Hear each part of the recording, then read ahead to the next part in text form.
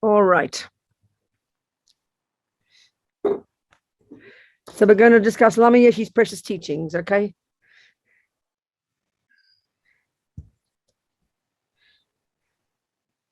I've been talking with Venerable Dundrup, who's organizing all this amazing program. And we're talking about, so it's so important because most of us don't know Lama Yeshe. Most of us don't even know Lama Zopa. But of course, this is their center. So it's really nice if they're students like me, I'm their daughter, that we bring their teachings into the center, which is really just wonderful to study their teachings, So that's part of our program, isn't it, Venerable Dundrup?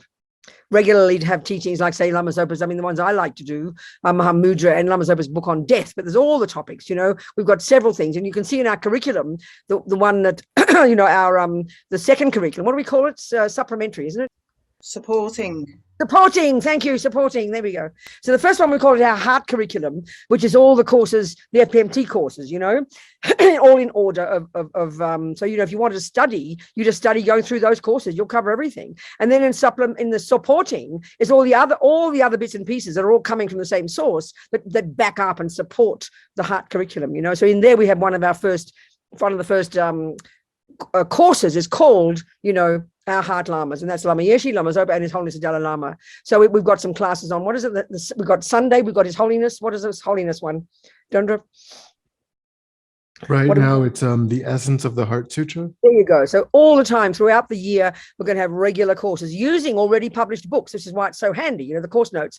So this weekend, we've done this before here. We did it last year. But the book is available, and I highly recommend you really get it. It's such a special book. But of course, nevertheless, I provided course notes for you. Both we're going to be doing that for all our courses, formatted both for phone and for the tablet, which is extracting some of that from the book, as well as other teachings. But it's really marvelous to get the book. These two, it's published by Wisdom. So special. It's a very short book. So let's just think we're going to just do this little weekend together, as many hours as we are here together, to listen to these teachings, think about the meaning, how to discover our true nature, which sounds so delicious, we have to admit.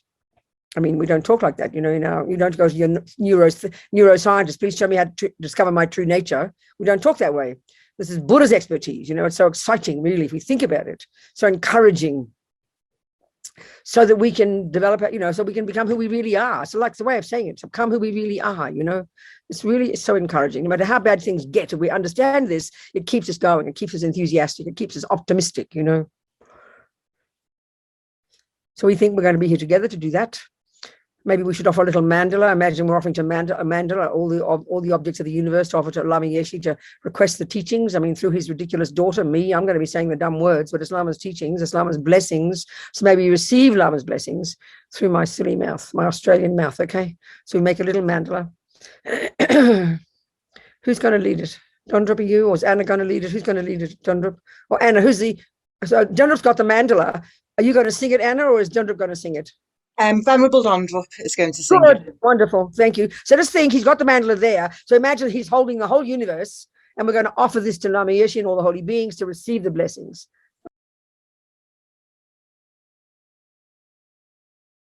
I don't like it. Okay, go on. This ground anointed with perfume, strewn with flowers, adorned with Mount Meru, 4 continents, the sun and the moon. I imagine this as a Buddha field and offer it. May all living beings enjoy this pure land. Wonderful. So auspicious. And then that's enough. Okay, go. O holy and perfect, pure Lama, from the clouds of compassion that...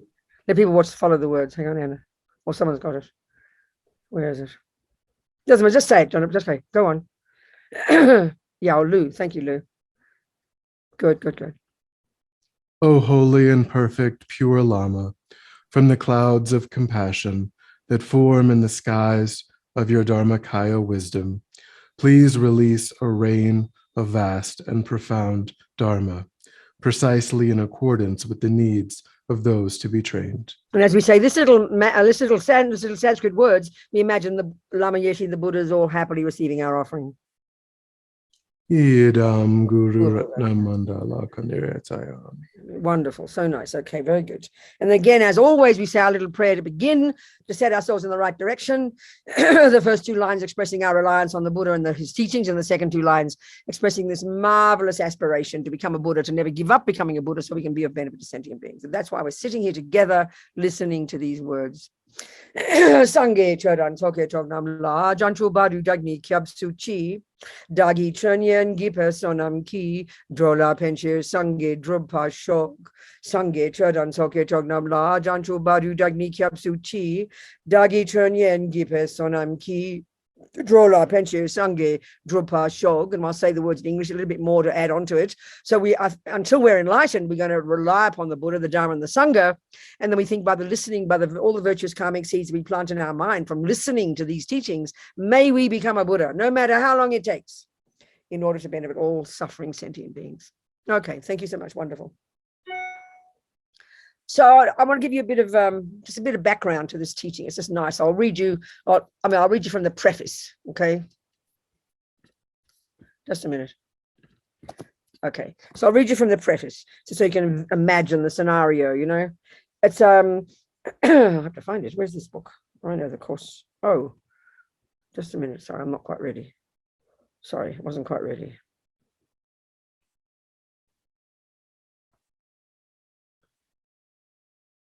There it is. Mahamudra, How to Discover Our True Nature. Lama Yeshe. My iPad doesn't respond to my finger. I don't know why. Here she comes. That's it. Right. Very good. So this teaching, you know, this was given. So this was given to about 70 students in Australia. It was, I think, at the same time, because it's a, you know, it's a sutra teaching, but also there are tantric components to it. The very last chapter gives us a very brief glance at the tantric aspect of Mahamudra. So the tradition always is that within the proper giving of this teaching, that's why for me I don't do it properly. I just have to try and, you just have to think that we're all friends together talking about this. I'm not doing it in a really formal way, you know, I'm not qualified. A highest yoga tantra initiation is given beforehand, and so Lama gave Haruka Chakra Sambhara, which is the Lama Yeshe's Yidam. It's almost a Lama Zopa's Yidam, and it's the mother tantra. Within the three tantras, it's the mother tantra, and that was the first time I think there was a highest yoga tantra initiation in Australia. It was in 1981. I wasn't there at the time. I was in England working for Wisdom Publications. So Lama gave these teachings in a 2-week retreat in the winter of 1981, which of course is Australia, the upside down. So it's August, you know, it's winter in Australia.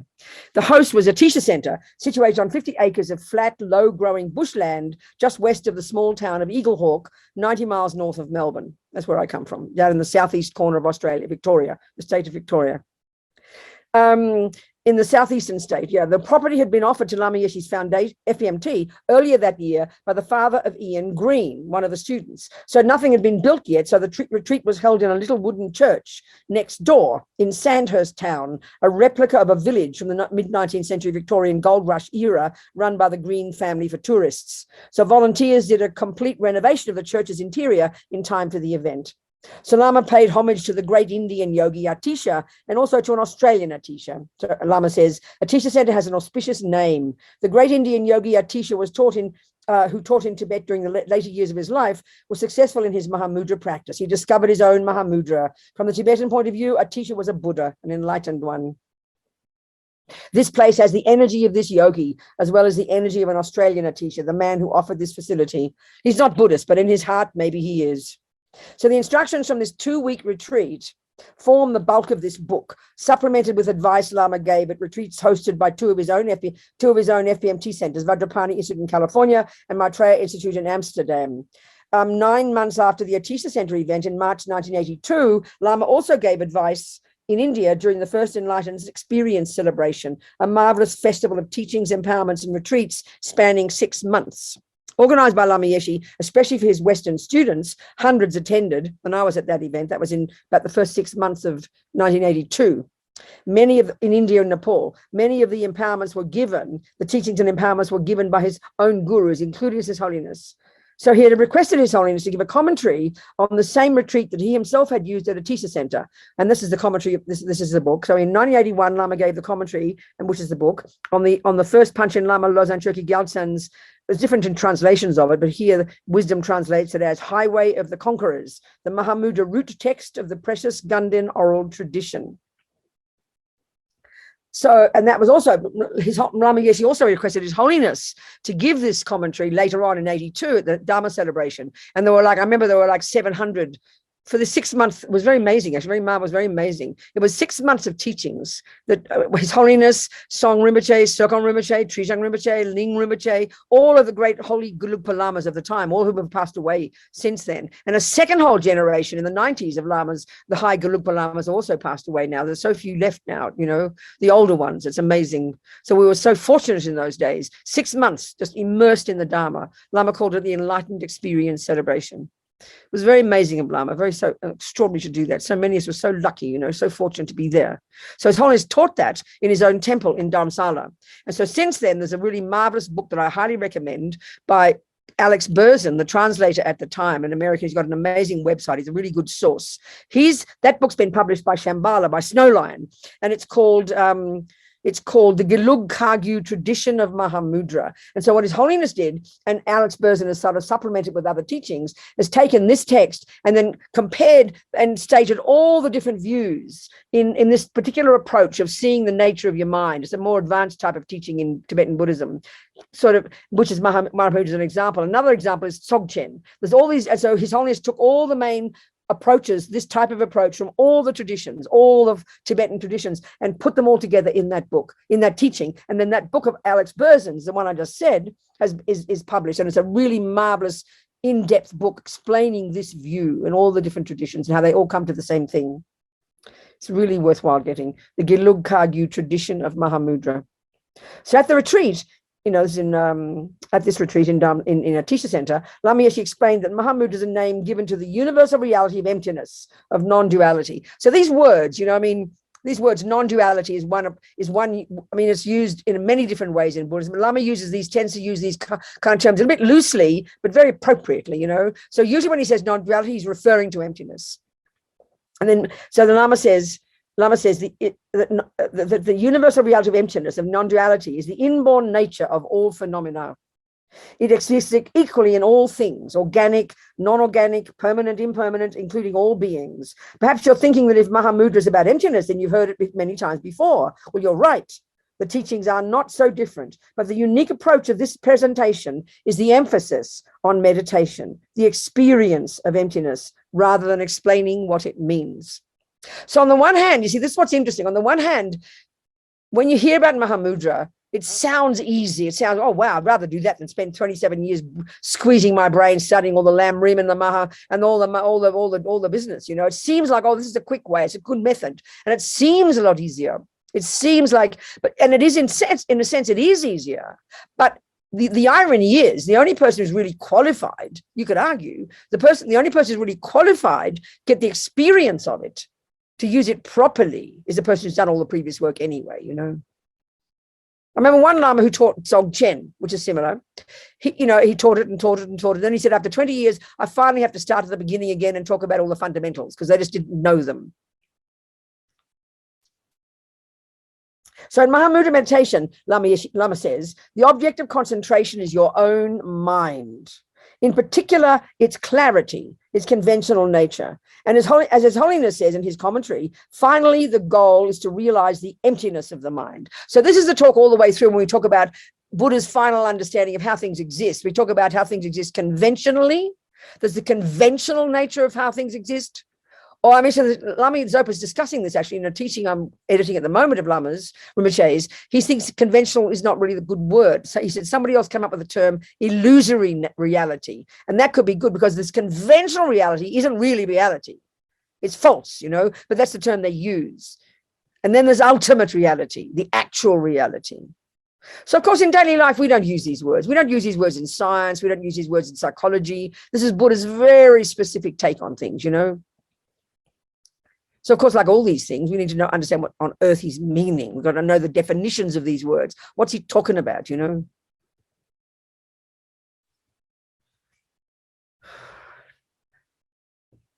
So quoting from His Holiness's book, if we explain that in terms of the middle way, tradition of a correct view of reality, and the point is this book is completely based on that view. That's the view of the middle way, the Madhyamika, that's called the middle way. There's various, over the centuries in Buddhism, over the centuries, starting from way back, there are all these different explanations of reality. And this is what's interesting. I mean, the Buddha, we can see this all over the world, even more broadly. There's all over the world, all over the centuries of human endeavor. I find it very moving, Humans have been looking into the meaning of life. How amazing. We're using our intelligence, And of course, there are so many views that are around. We've got to be very open and spacious about it, not fundamentalist. I mean, I think of Australian Aboriginals living in that country for 40,000 years undisturbed by other people. Okay, they probably disturbed each other and had typical wars. Most people do. But they've developed their own really extraordinary view of the universe. I mean, they call it dream time. And even when I read about it, I don't understand. It's so abstract. It's very fascinating.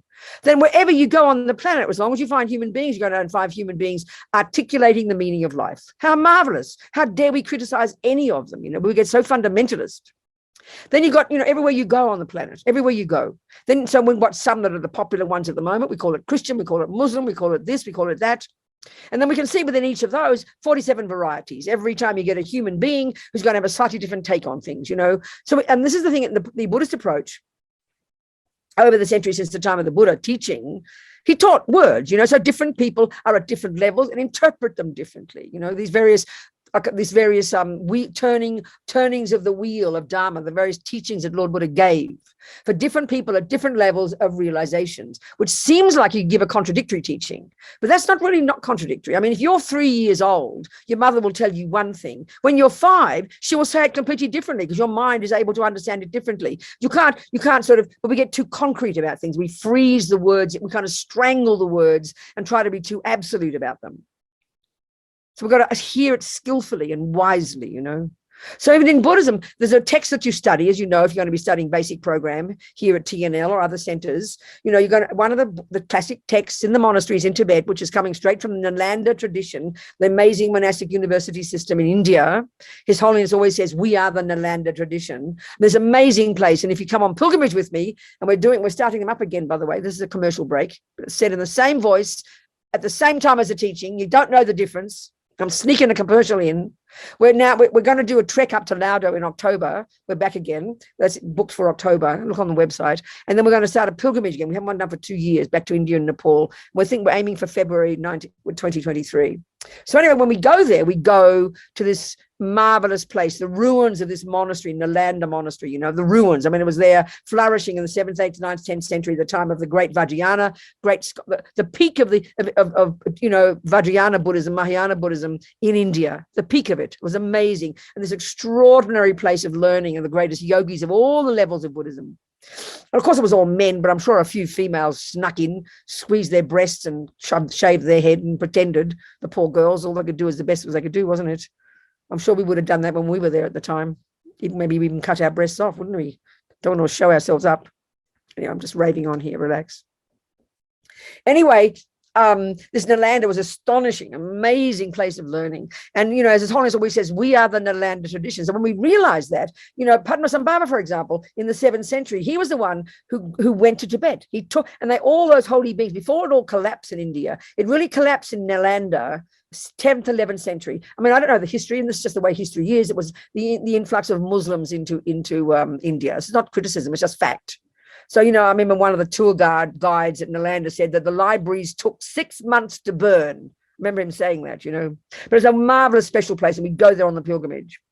So it's and they've gradually moved over to all these great scholars, brought their knowledge and kept this intact, this living tradition intact in Tibet. So it's since then, we are the Nalanda tradition, His Holiness says. So anyway, what am I saying here? Why am I saying this? I've got so many stories, I forget.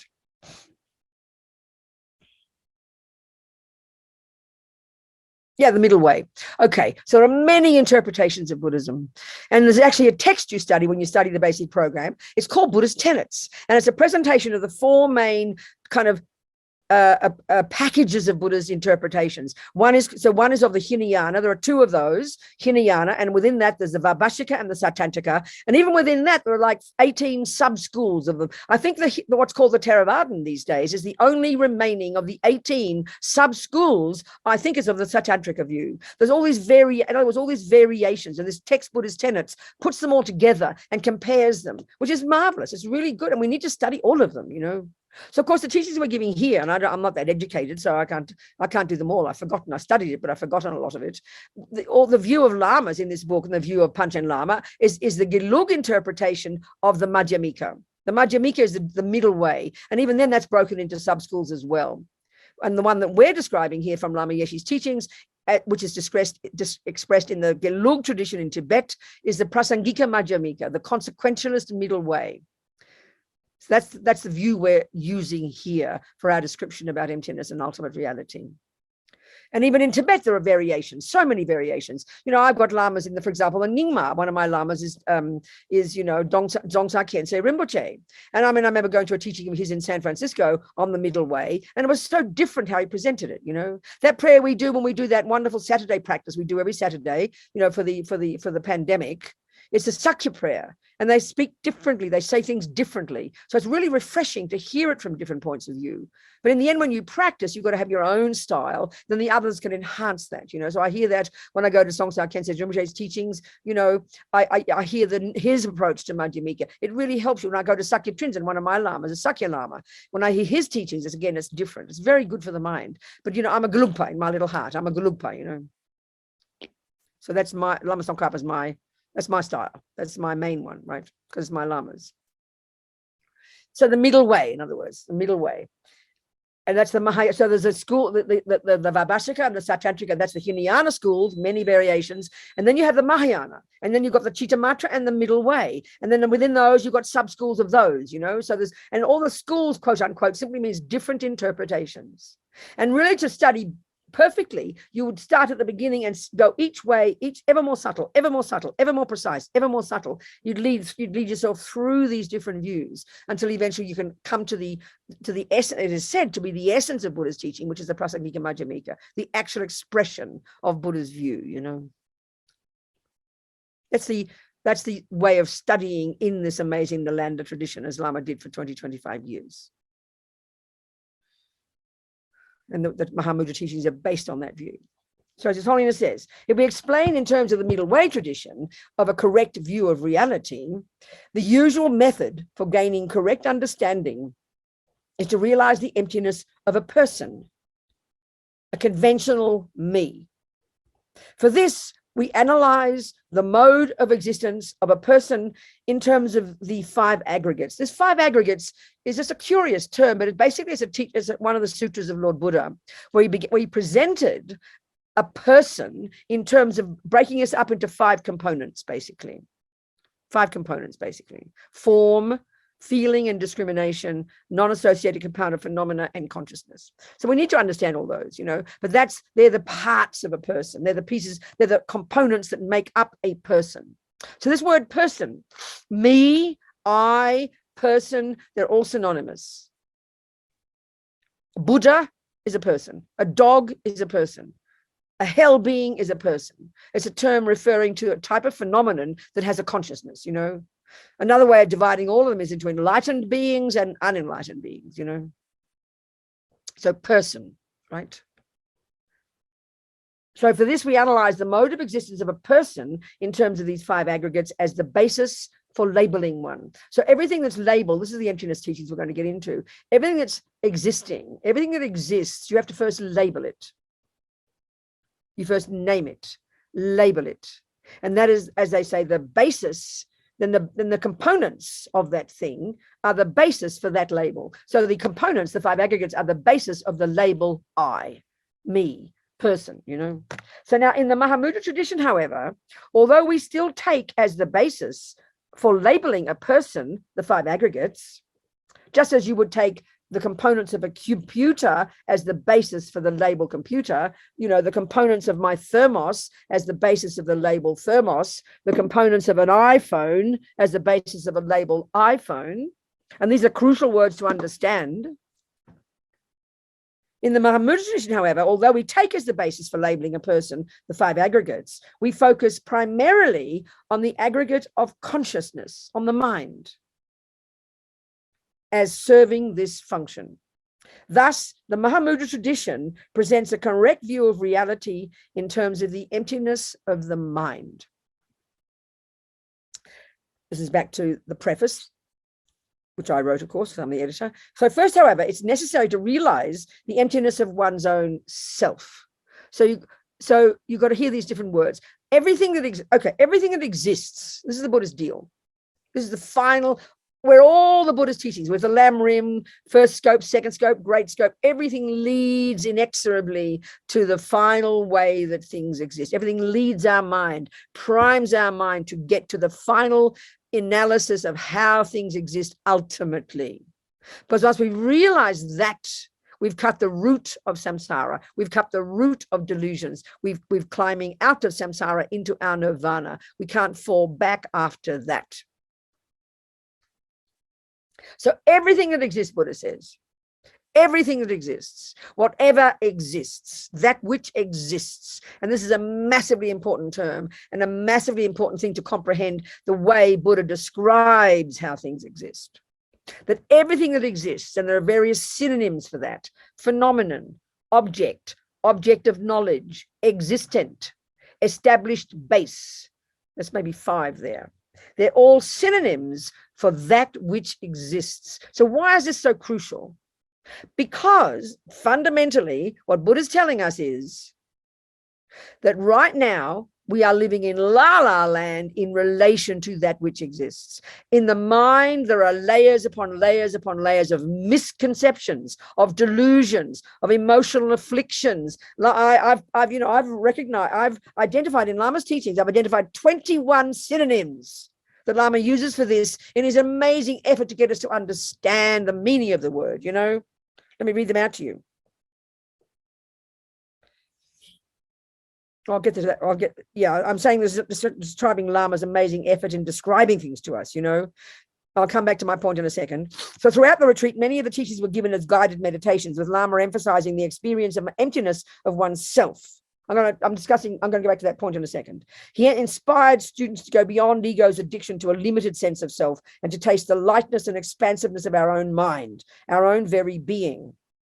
As always, his words are not only experiential, but also direct, funny, deceptively simple, and incredibly encouraging. Enlightenment seems possible. I mean, that's a fact for me, I tell you. When I first heard the teachings from Lama Rinpoche, I was drowning in confusion. Then Lama Yeshe would turn up in the evenings and crack jokes and laugh, and I thought, thank God, this makes sense. This is possible. He had this amazing ability, So as always, his words are not always, but also funny.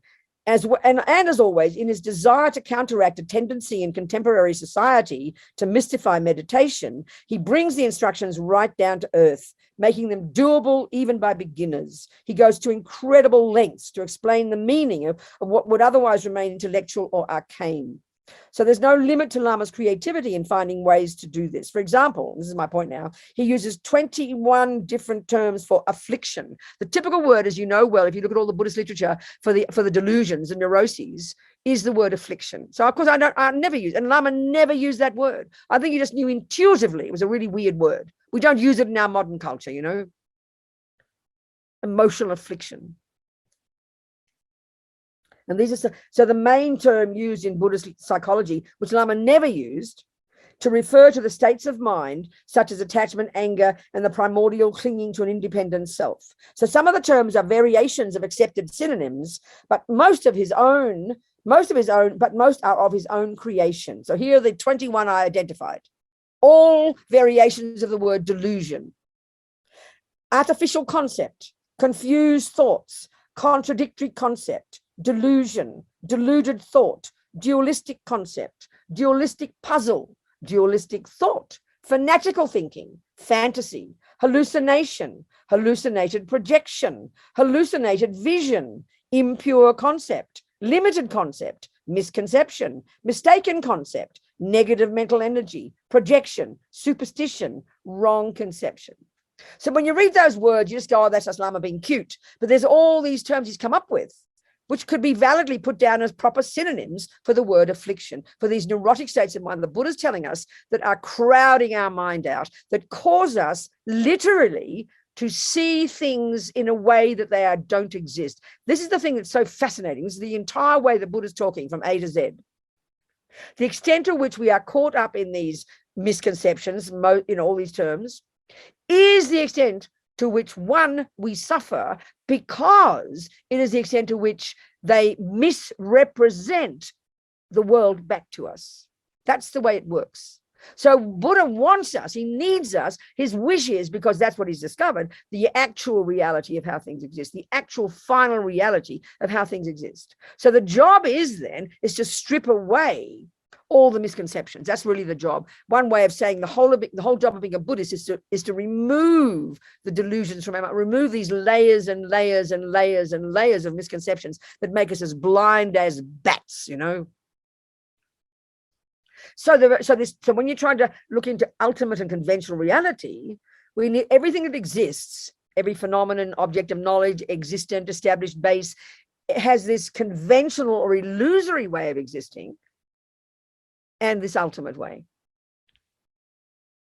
And so in Mahamudra, as His Holiness says, the key approach is to learn to become familiar first with the conventional or indeed illusory character of our mind, and that's called the clarity of our mind, which is pretty abstract for us already.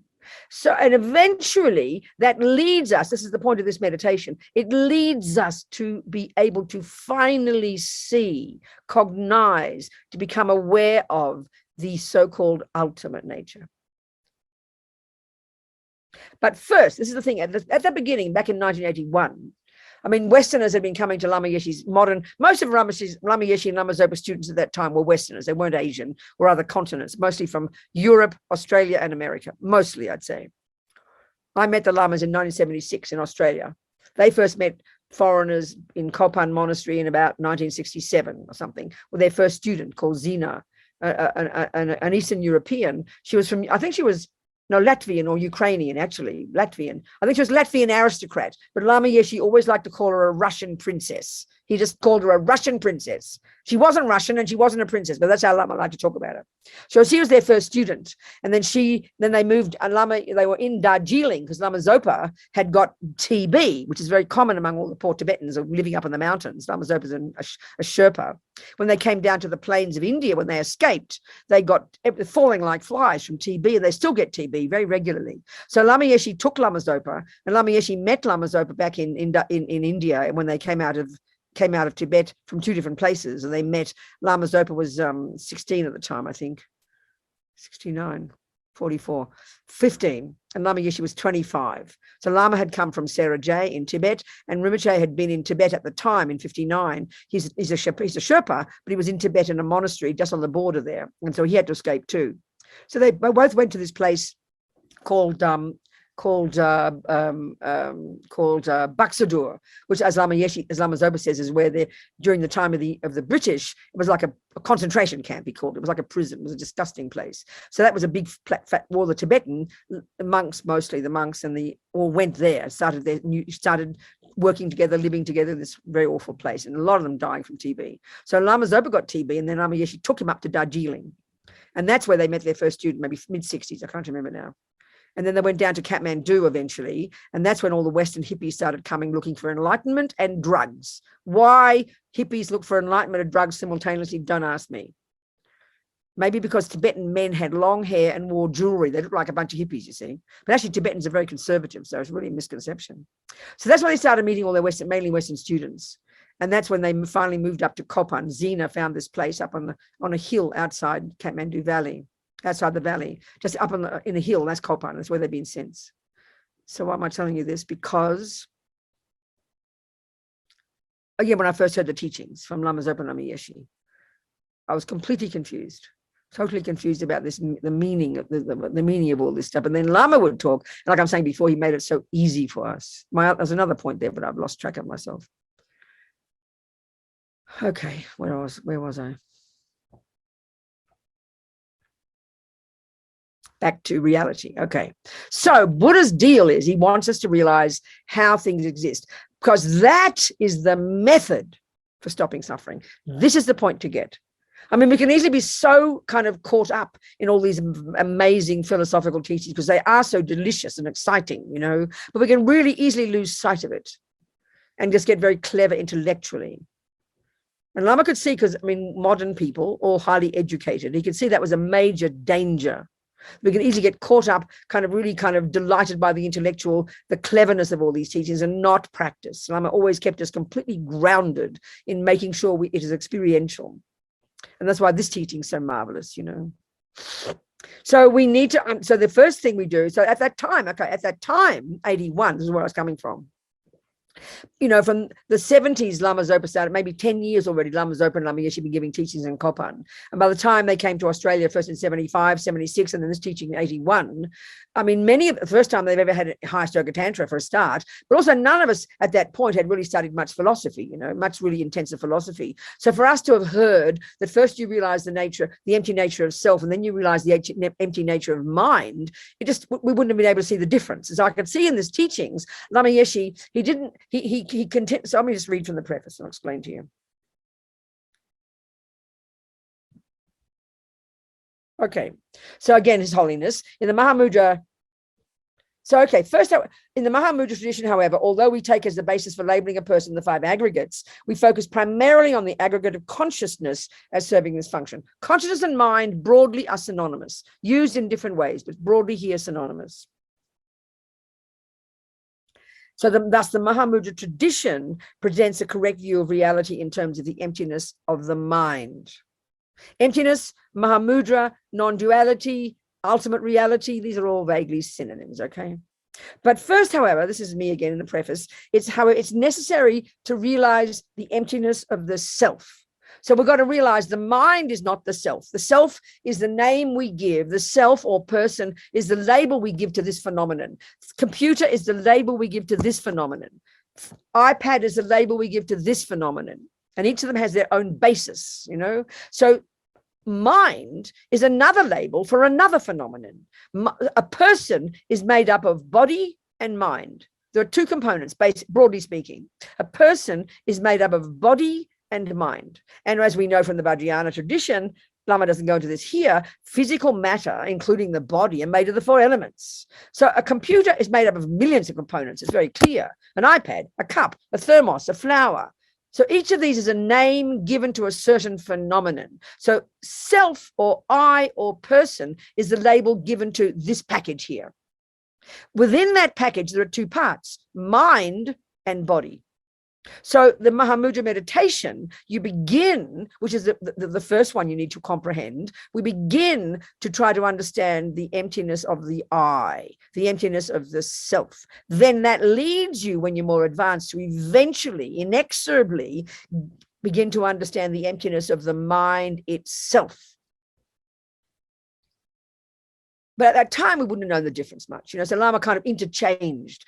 All the time he'd be saying, oh, emptiness of the mind, consciousness, I, as if they were the same, because we wouldn't have made much difference to us, you know. But it's the crucial thing to understand. The unique characteristic of Mahamudra is it finally leads you to realize the emptiness of your consciousness itself. And of course, consciousness is who we really are. If you want to kind of point to what we are, we're body and we're mind. This is what's interesting about the materialist view, isn't it? The philosophical materialist view which prevails in the world, it's just a statement, the so-called scientific world, we only posit the physical. We only posit the physical. So it's kind of fascinating. But it's not as if we're the first ones. Apparently at the time of the Buddha, many of the philosophies that existed, they all debated with each other. There was also materialism existing at the time, you know. It's not a brand new idea. So the Buddha's view is we've got 2 components, not just one. Yeah, we've got a brain, but that's physical. We've got genes and DNA, they're physical. Their body, they're physical, but that's not the real, they're a gross level of our components. So, you know, as we know from the Vajrayana, we've got gross consciousness and gross physical, this bag of bones. Then we've got subtler consciousness, which we don't even, I mean, we do posit, it's the mental consciousness, all the thoughts and feelings, they're more subtle than the sensory.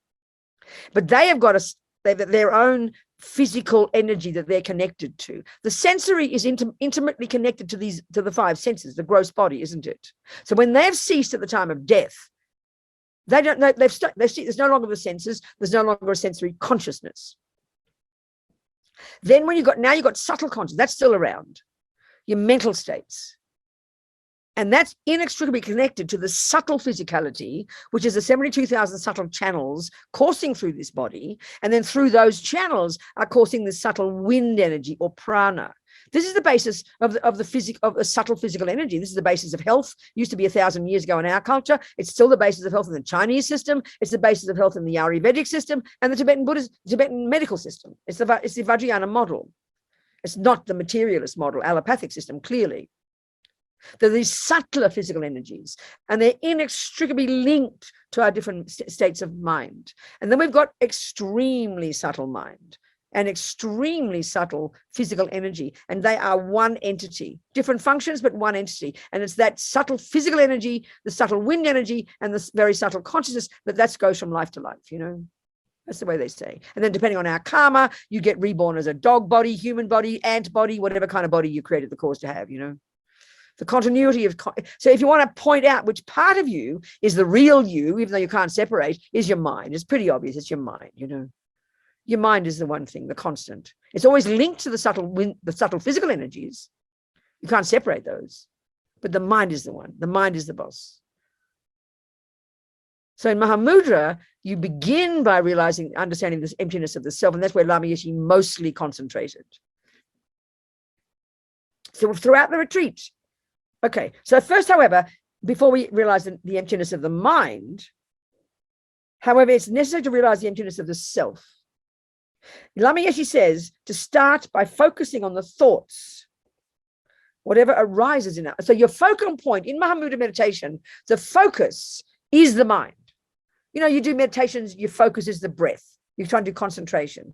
Mahamudra meditation uses the two modes of meditation, concentration, and then the second one is called insight.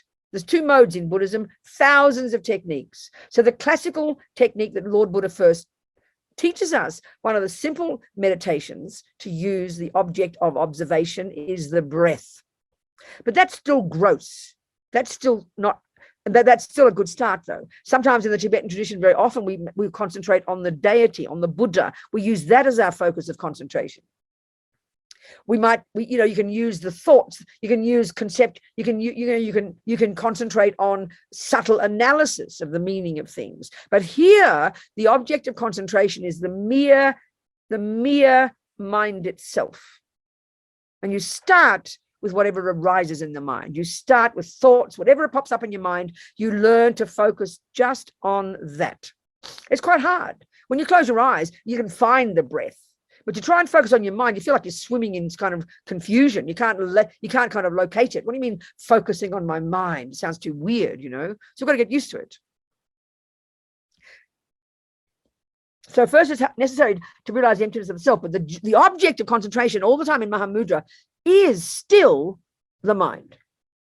Lama Yeshe says to start by focusing on the thoughts, whatever arises in our mind. So when the consciousness settles, I mean, if we're so fortunate, our mind settles, we then focus on its clarity. So this clarity sounds a bit abstract. It doesn't mean, when you say you're feeling very clear about something, it doesn't mean like that. Clarity literally here means non-physicality.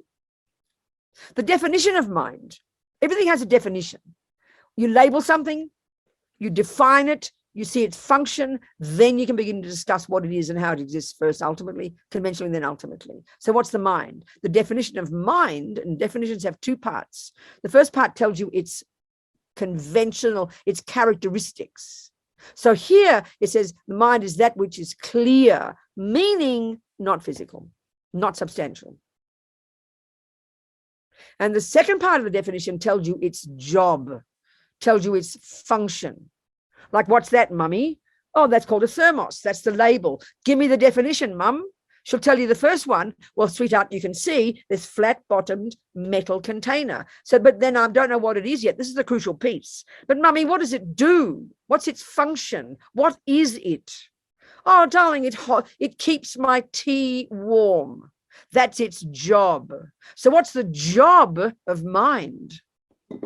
The job of mind, the second part of the definition, is that which is clear, and then that they say it's that which is knowing, meaning its function is to cognize. The word to cognize, the word to know, the word to be aware, these verbs, they are all synonymous, and they refer to the job of the mind. They refer to the function of your mind. And that's a very telling point. Our mind, its job is to cognize. Well, you'll say, that's interesting. Cognize what, Buddha? Well, guess what, honey? Cognize that which exists.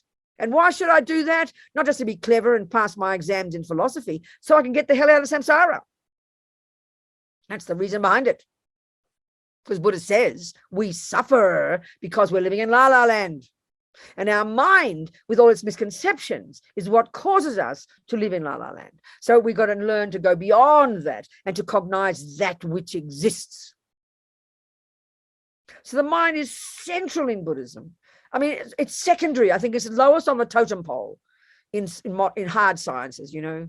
The brain, yeah, we love the brain. You can see it with a microscope. But to talk about psychology, it seems a bit wishy-washy for the hard scientists, I think. But the Buddha is exactly the opposite. The subjective cognitive process itself, not the brain, the actual subjective, non-physical cognitive process itself, that's Buddha's expertise. That's what we have to learn to understand. That's what causes suffering. That's what causes happiness. That's what gets enlightened. So this is the main job of being a Buddhist, you know, become these geniuses at knowing and understanding and deconstructing and cleaning up the mind, molding our mind into the mind of a Buddha. Well, these Indians started it, you know. Buddha came out of this amazing tradition. Very different way of seeing things. Are we communicating, people? All right, good. I hope so. So anyway, here we are. Where are we?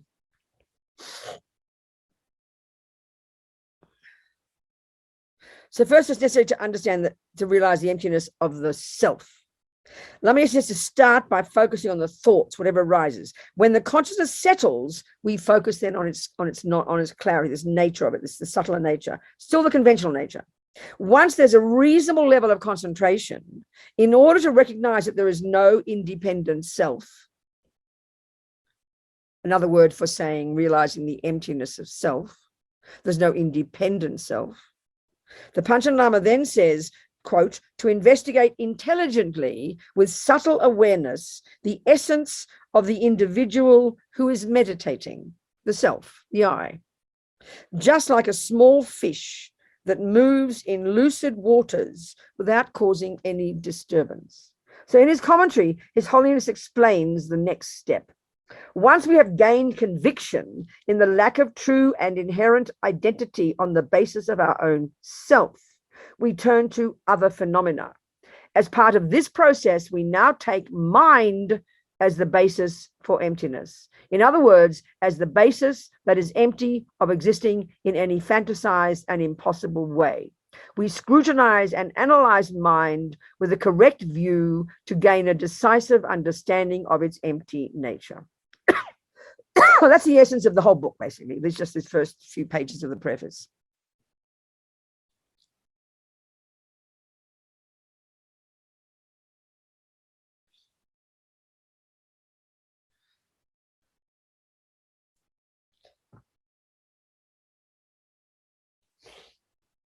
Okay. Any questions before we continue? Just for clarity of terms or something like that, Jean?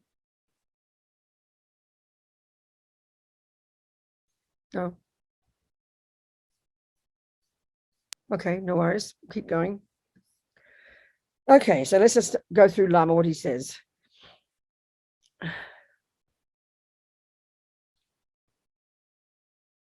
So again, the final, the thing, everything that we study, we take the Lama in this packaging of Lord Buddha's teachings. It's a presentation of all the views of the Buddha. A view of, what's a view? A view is a presentation of how something is, isn't it? Like you say, that's a pretty cup. That's a view. You say that's a rose. That actually is a viewpoint. So the key point that Buddha's making, one way of saying this, that we have, the mind is full of viewpoints, concepts, thoughts, opinions, viewpoints.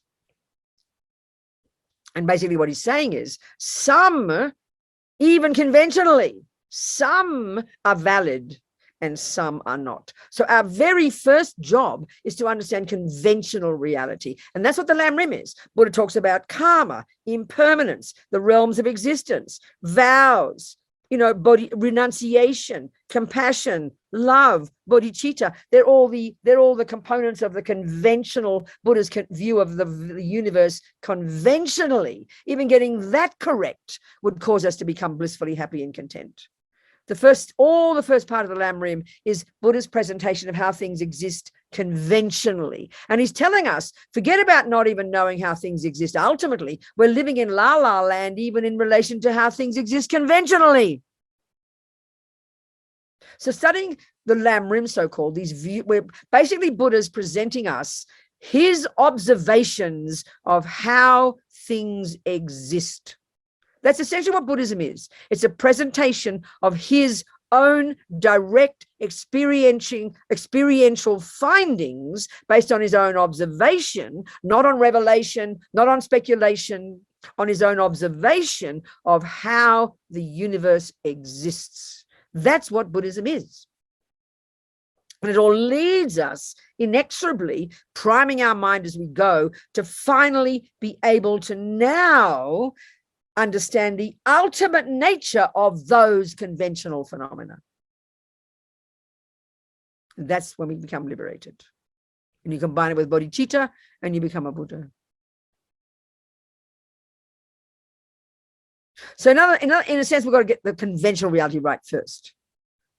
And that's why we learn first to abide by the laws of karma. The very first level of Buddha's teachings, we know the culmination of the lowest scope of teachings, the essence of it, the Buddha's, his recommendation of what practice is. You begin to practice when you start abiding by the laws of karma, because he's telling us from his own observation, 1, there's no creator. That's a misconception. 2, your mummy and daddy did not make you.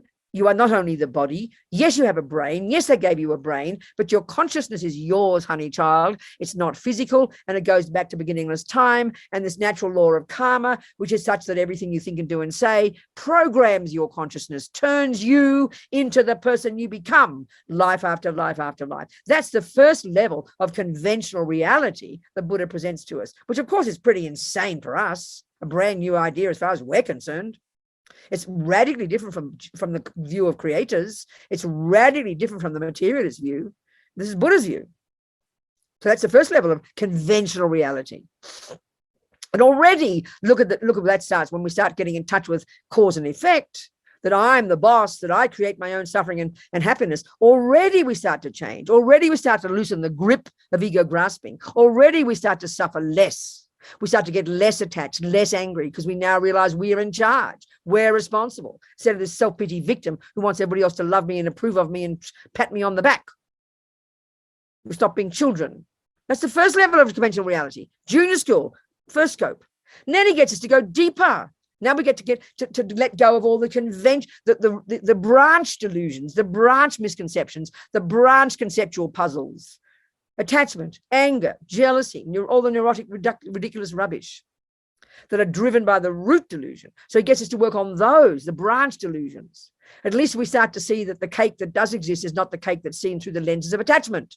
The ugly ex-boyfriend is not, that is seen through the lenses of anger, is not the ugly boyfriend that exists. So already we're trying to even get things conventionally correct, seeing how the delusions are liars, are misconceptions, are fabrications, projections, conceptual puzzles.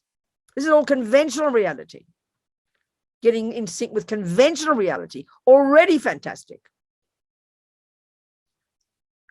Then we go to the bodhisattva path and start having connection with others, realize we're all in the same boat. We develop this amazing love and compassion and empathy for others, because we realize everybody's cut out of the same piece of cloth. All just different variations of the same recipe. All in samsara, all lost, all confused, all ridiculous because of our own misconceptions, even just conventionally. Then we get to the 6 perfections, and then finally, we now get to the 6th perfection, having got concentration. We get to the last 2 perfections, concentration and wisdom. And now we're ready and primed. psychologically ready to finally get rid of this, the root delusion. This practice is about that. So necessarily it's more advanced, or technically on the face of it, it looks simple, you know. So, you know, as Lama talks here, I'll talk to you about what he says. Go into it. Okay, so now. So this approach of Mahamudra, you know, he talks about in Mahamudra meditation, there's no doctrine, no theology, no philosophy, no God, no Buddha. We go beyond name, beyond shape and color, beyond the relative, beyond self-image, beyond compassion. What sounds very cosmic, does it? Sounds very Zen, you know? So with our own consciousness, we can experience the universal, infinity. We can just be in the experience of totality. He means these words literally, okay? Not just some hippie trippy thing. Using Buddha's terminology, we say that Mahamudra is beyond arising and beyond cessation. Mahamudra is only experience. The moment I say words, you interpret them in this way or that, and then it becomes a problem. So don't just trust my words. They are the false words of my superstition.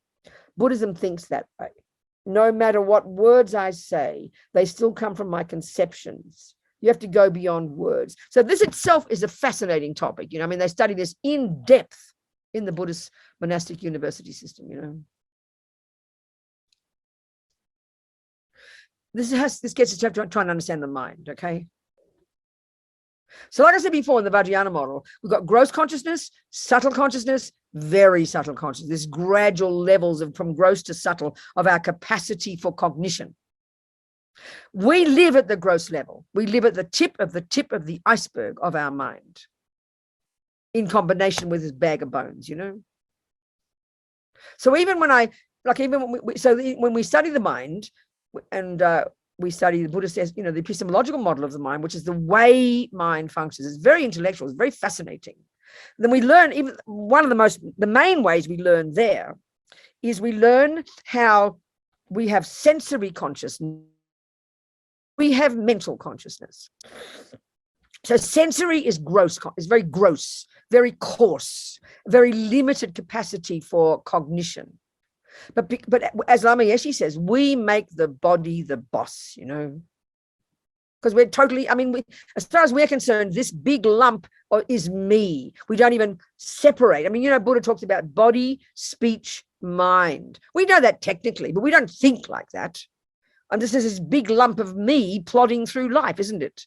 And we think of it as the body. It's what we see and feel. Our sensory experiences dominate our lives. We know we have the slightest physical pain. Everything is so distressed. We have no control, you know, because our body is so dominant. Our sensory experiences are so dominant. Now, we know we have thoughts. We know we have thoughts, feelings, emotions, all of this. That's your mental consciousness. That's your mental consciousness. Sensory consciousness, mental consciousness. And this is where, when I, you know, use my simple example of if I say to you, to show the difference in the way these parts of our mind function. This is a crucial thing to understand the Buddhist view of the mind, you know, and it's really very telling. I do this example all the time. You know, I will say to you, this is a nicely designed thermos. And I would say, that's why I chose it online. I looked at it. I like the design, you know. So I'll say to you, it's a really nicely designed thermos. So naturally, without any question, we will all assume, won't we, that my eyes are seeing a well-designed thermos. Okay, now if I don't have eyes and I'm feeling it, I might go, oh, that's a really well-designed thermos. So you'll know that it's my touch consciousness, not my eye consciousness.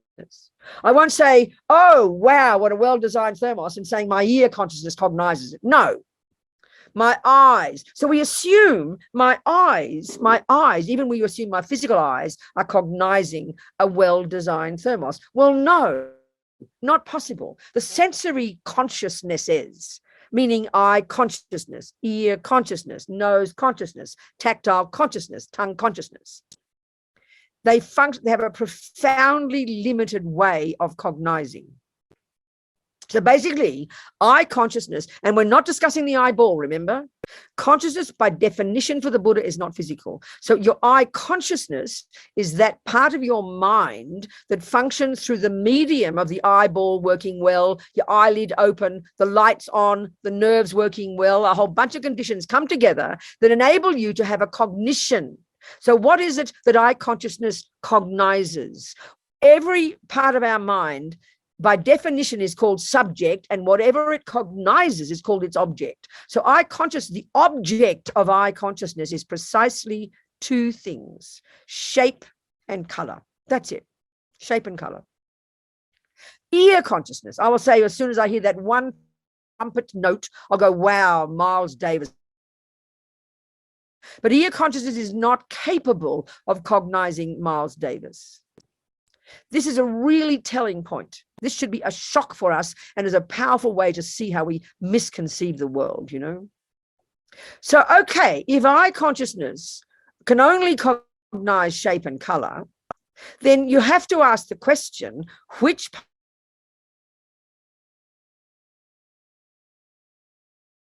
design thermos? Well, that's what happens. This is the mental consciousness. As Lama Zopa says, that's where the workshop is. That means that's where all the thoughts, all the emotions, all the feelings, all the unconscious, all the subconscious, this entire spectrum of our inner being. And the interesting point in Buddhism, this is fascinating, that, you know, we know Buddha's telling us that mind goes back and back and back. He says there's not a millisecond of anything we ever experience through any of our parts of our mind that goes astray. Everything is, there's two ways it works. Everything is stored as a memory.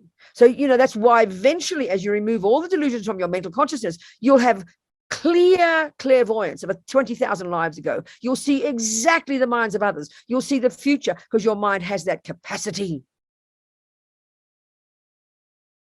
So mind, because everything's stored in the mind as memory, so you can access those memories.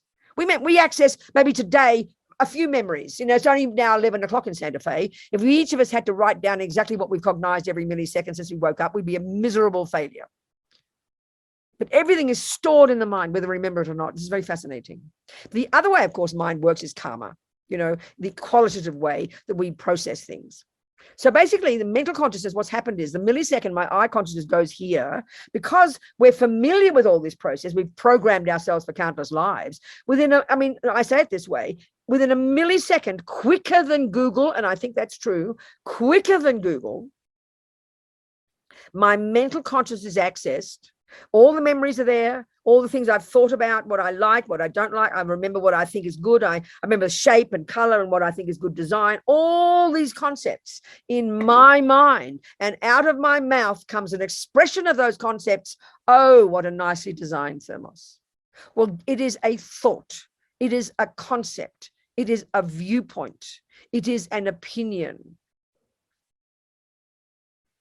Now, this is when we start to study the mental consciousness. And that's when we discuss, we look into the mental consciousness, and Buddha divides all the millions of thoughts and feelings and emotions into precisely three categories.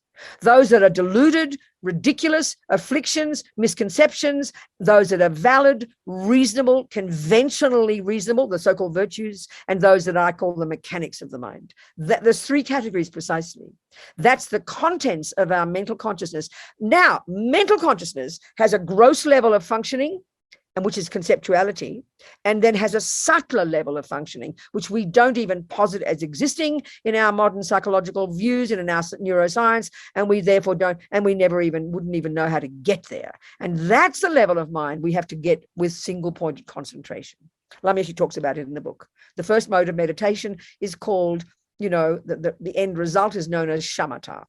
Calm abiding. These genius Indians before the Buddha, well before the Buddha, they created this ingenious technique, this psychological skill that enables us to completely subdue the grosser level of sensory and completely subdue the grosser level of conceptuality, to access this subtler level of mind at this with a laser-like level of focus that we can't even imagine exists, you know. So we have subtle consciousness. And when we finally got genuine realizations, they are called direct That called this. Okay, there's two functions, two ways in which mental consciousness functions. One is called conceptual, and one is called perception. So these are normal words in our language. But perception has got a very specific function in Buddhist psychology. You've got to know the definition. So basically, we live at a level of conceptuality, of thoughts, of opinions about things. And when you study it in depth, it's very fascinating. You know, we actually think we see a thermos. We see the shape and color, and our conceptuality comes up with the concept, a well-designed black, this and that. But actually, we see everything at conceptual level is a very artificial way of cognizing, it seems. We see everything only as a mental image based on the memories in my mind, have a mental image of something. And then this is what's utterly fascinating about conceptuality. The way conceptuality functions, when my eyes go here, what happens in my mind quicker than Google, quicker than the best computer, Lama Yeshe says this, because of eons and eons of practice. What happens is every single thing that I've ever known in my mind that isn't a thermos will arise in my mind. I will then eliminate it. That's called non-thermos. Every non-thermos that's been programmed, every single thing I've ever known arises in the mind. I eliminate them, and what is left is non-thermos. So mental consciousness is completely abstract in the way it functions. It's utterly fascinating, I tell you. It's marvelous to study it. But we think we're cognizing a thermos. We're cognizing an image of a thermos based on memories, and we have a concept about it, and then it gives the illusion of knowing a thermos or knowing a couch or whatever it is, you know. But the real point I'm getting at here is this. The real point is this. That conceptuality is a bunch of viewpoints. Now, this is the Buddha's point. If you look at the negative and positive states of mind, the negative ones are concepts. So look at that divine, delicious cake on that plate. So which part of my mind is saying that? Attachment. Attachment's job is to over-exaggerate the deliciousness of that object on the cake. Now, conventionally, the plate, conventionally, it is a chocolate cake. You get that right. It's not a carrot cake. You get at least, you tick the box, it is a chocolate cake. But the chocolate cake that appears in my mind through the lenses of my attachment is a fantasy made up by my attachment. And we know this is true because after I've had 5 pieces of it and I look at the same cake with a big few pieces missing, what does it look like now? Truly disgusting, because now the chocolate cake minus the few pieces is seen through the lenses of aversion, and it now looks repulsive. This ought to be enough for us this second to realize emptiness, I tell you. It is evident that the cake on that plate, the one I see through the lenses of attachment and the one I see through the lens of aversion, is not the cake that exists there, even conventionally. Forget about emptiness. So mental consciousness is where the workshop is a bunch of thoughts, and we live at that level. That includes our emotions. It includes anger and jealousy and resentment and depression and paranoia, you name it. It includes all of those. Some of them have a very powerful physical component because they're really strong for us. That's why they're physical. They're not physical, but they manifest as a physical expression because the body and the mind are connected.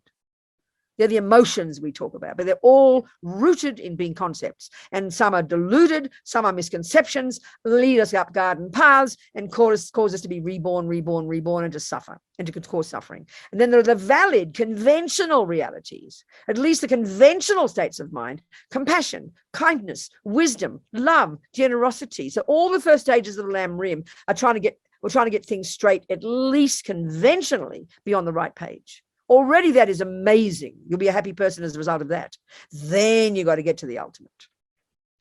Then you cut everything and you become blissful. And combined with bodhicitta, you become a Buddha, you know.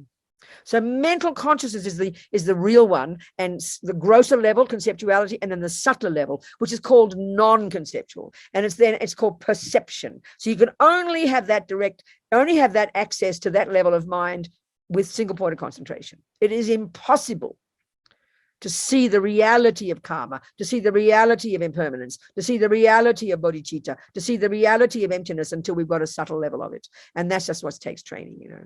That's why without single point of concentration, Lama Yeshe talks about it, it is impossible to get enlightened. It is impossible to get realizations. Impossible, because the mind is too gross.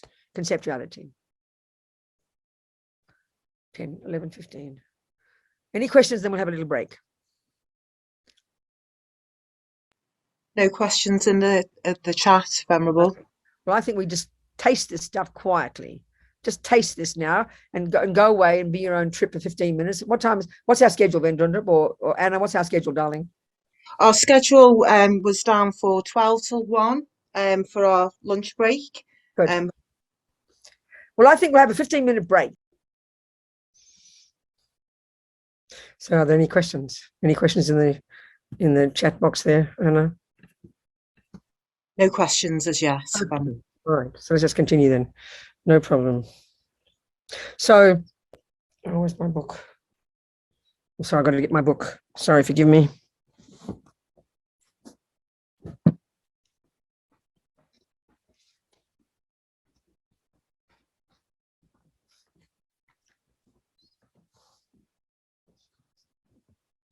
All right.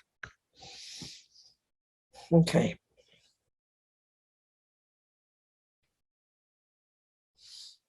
So as Lama says, we also say that Mahamudra has no dimension, no distinct nature, no cause or effect.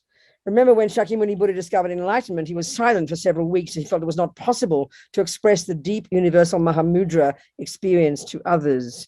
Keep remembering Mahamudra is this term. It's Sanskrit. It means literally great seal. So the meaning is that emptiness, this absence of intrinsic existence, this absence of an independent nature, which is what we believe everything has. We believe in the depth of our being, Buddha is telling us. This is the root delusion. We believe in the depth of our being with absolute trillion% certainty that everything has an independent nature. So of course we hear that and we go, huh? Do you really think I think that? Buddha says, yes, you do, but we don't realize it. And that's what we have to look into. So we're going to discuss that. So what he's telling us is in reality, things don't have that nature. So that is the way they talk about how everything, that's the final way that things exist. So that absence of intrinsic nature seals everything as existing. That's the meaning of it. That's what defines everything as existing. Everything exists because it is empty of intrinsic nature. Everything exists because it doesn't have an independent nature. Of course, because this mistake is so primordial, we don't even label it that. I mean, we can label attachment and anger. These are two gross delusions. We can recognize them, but we don't recognize clinging to things as having an intrinsic nature. That's too abstract for our minds because it's so primordial. The mistake is so utter. So this is why we have to dig away, going at the first level, understanding cause and effect, understanding the gross delusions, getting bodhicitta. Then our minds are primed to begin to even think about the possibility of this, to even begin to recognize even what it means to have an intrinsic nature. It's quite subtle for us because the mistake is so utter, so complete, pervades everything. So the reality is exactly the opposite. What seals reality, everything as existing, in fact, everything only can exist because it is empty, because it has no intrinsic nature. Of course, we have to learn the meaning of these words. That's our problem. That's what we have to do. You know? So now, such profound things can't be explained to anyone who hasn't reached that stage. So there are two approaches to realizing this ultimate reality. So perhaps you're thinking that if Mahamudra is about emptiness, then you've heard it before. You're right. The teachings are no different. But the unique approach of this presentation is the emphasis on meditation, the experience of emptiness, rather than explaining what it means. Now, this is the part that's really quite subtle. This is the part that's difficult. It sounds easy because we think, oh, all this intellectual, I'm not intellectual, all this philosophy and all the different viewpoints, and we kind of squeeze our brains, we get very exhausted. And we think, oh, I can't understand, it's too intellectual. I don't want intellectual, we say. Well, Mahamudra is definitely not intellectual.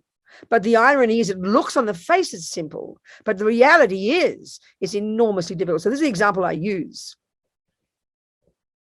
You know, the way of, so okay, I'll keep reading Lama and I'll explain. In the Mahamudra root text I'm using, Panchen Lama Losang Chökyi Gyaltsen is a 17th century Gelugpa Lama, you know, says there are two approaches to realizing emptiness. This is in the text. Between the two approaches of one, seeking meditation on calm abiding on the basis of the view means this view of emptiness, the intellectual presentation, And then the other one, seeking the view on the basis of meditation on calm abiding. The explanation here follows the second approach.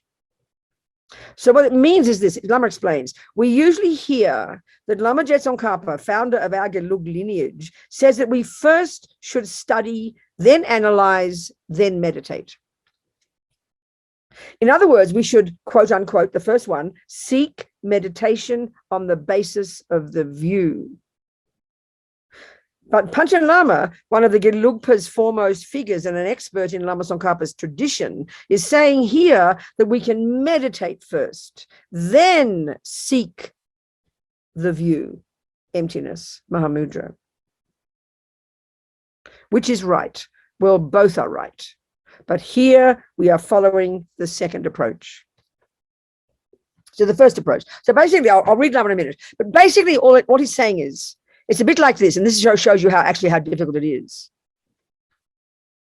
We all know we're geniuses at the first approach. That's how we learn everything. What do? I talk about this all the time. When you want to study music, you learn the theory. You squeeze your brain, you learn all this complicated classical music theory. You learn it theory. You squeeze your brain, you think about it, you study it, you make it coherent, and then slowly you put your fingers on the piano and you experience it, don't you? We understand this exactly. Second, you want to learn to make a cake. You read a book.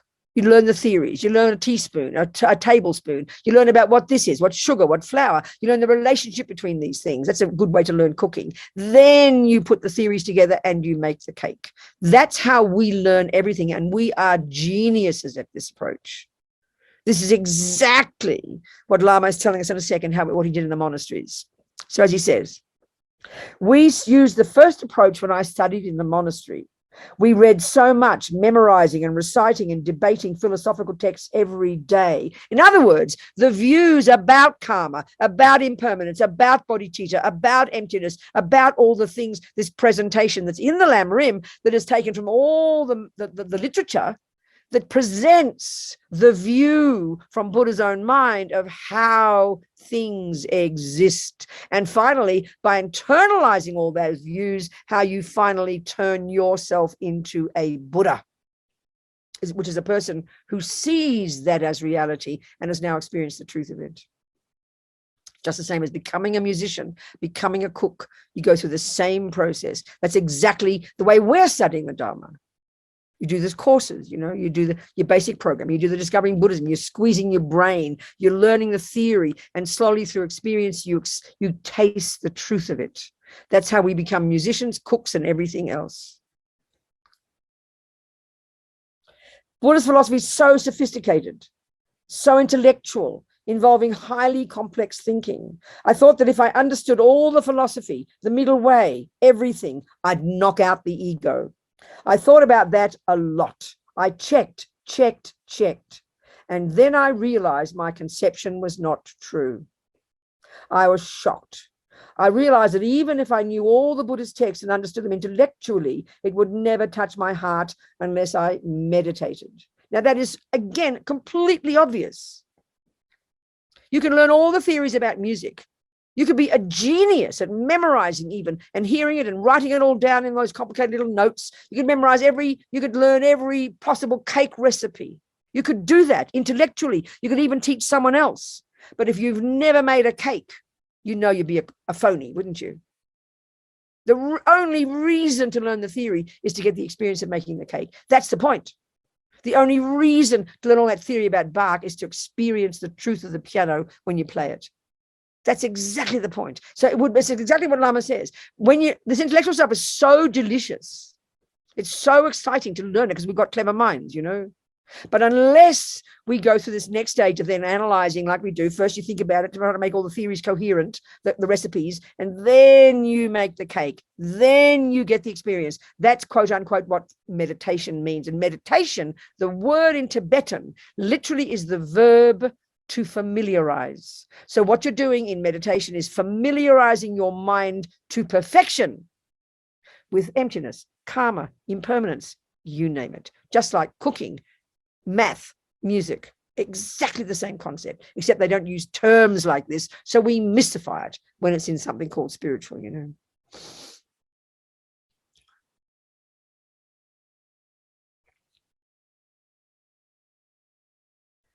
So when we learn the words alone, there's no satisfaction. The problem of ego is not solved. And now I look at many of my students, they read so many books, all the philosophy, the psychology, so much information, all this reading. Lama could see this from day one, that modern people are super educated, you know, we're super sophisticated brains, and we're captivated by intellectual knowledge. But that's the danger. That's why he never bothered to get us to learn Tibetan. He never stressed it, you know. He said, I'm shocked when I see my students who start to learn Tibetan, they become intellectual, and all the translators fight with each other over which term is better, you know. So he always emphasized practice, always emphasized experience, you know, which is why he's such a marvelous Lama, you know.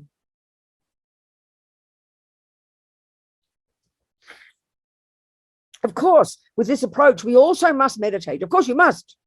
But Lama Tsongkhapa talks about the union of the three wisdoms that arise from hearing, just like you do with music, analyzing, you try to make it coherent in your head, and then meditating or playing the piano. In Tibetan, we say Trojung, Sangjung, and Gomjung, but people sometimes misinterpret this. They hear that we Gelugpas study for 20 or 30 years and think it means that first you listen for 20 years, then you check for another 20 years, and then finally you penetrate in meditation. In fact, from the beginning, we integrate all these three wisdoms. We practice them simultaneously. And at each stage of our development, it's a question of kind of proportion. This is obvious. You don't learn all the theories about music and then start to play the piano 20 years later. You play from day one. So you're integrating these three methods. It's really logical, but we don't think of it like in ordinary terms because we think it's religion, you know.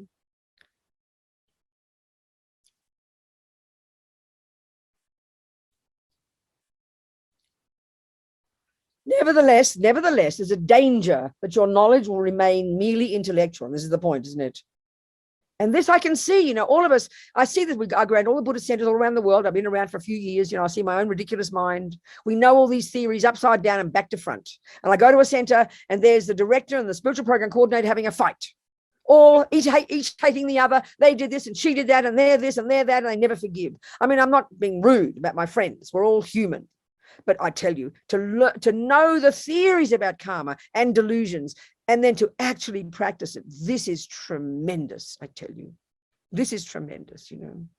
That's why we have to see our own minds first. We have to have the humility of knowing that we are deluded. I've got attachment, I've got anger, I've got neurosis, and I find it hard to practice. Then I can hear my other friends in my Dharma centers and I won't get upset about it because I know we're all in the same boat.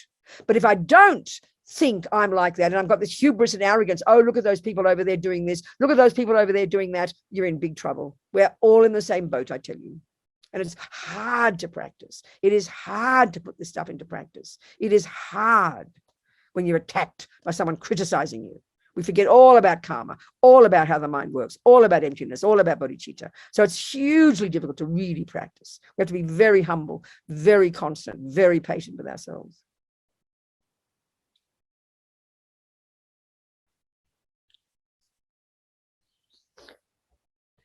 If you don't go beyond the intellectual level, your mind will not be transformed.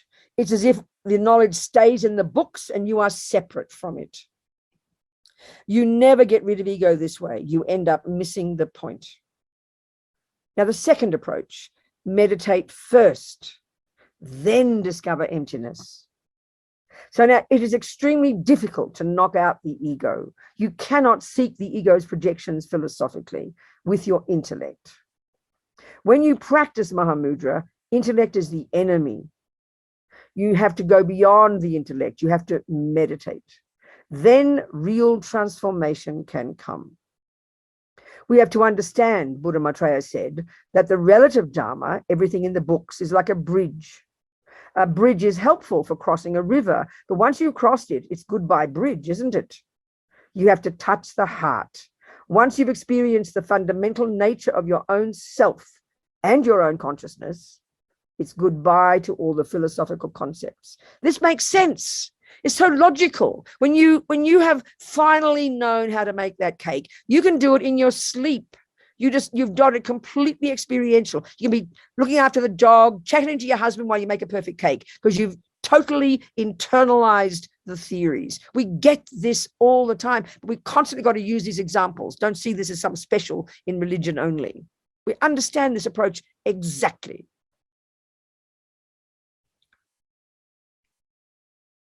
Or somebody who's completely perfected playing Bach. The theories are in the mind. They began, but now they've completely incorporated those theories, and now they're not, as they're playing the piano, for God's sake, they're not saying B, F, D, C. They've got it down. They've internalized it. It's beyond intellect. Everything we do is like that. This is why samsara is so heavy. People who have got the habit to kill, to steal, to lie, it's completely they've perfected it. They've meditated on it for eons. And now they got it down to know how to kill perfectly, how to lie perfectly. It's beyond intellectual. In other words, we've meditated on delusions for eons. We have perfected samsara. It's beyond intellect. It's just the same. We've got to unpack it and reprogram our minds, So we've got to be patient and humble with ourselves.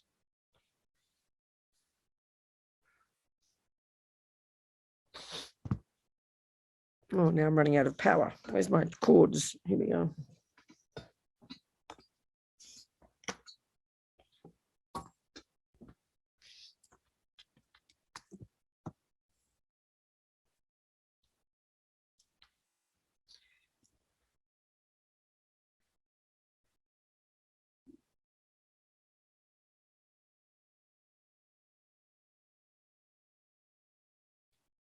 So now the second approach, meditate first. So I'll start this again. Okay, here we go. So no, sorry, I already did that. So philosophy is the equipment we use to reach beyond the bondage.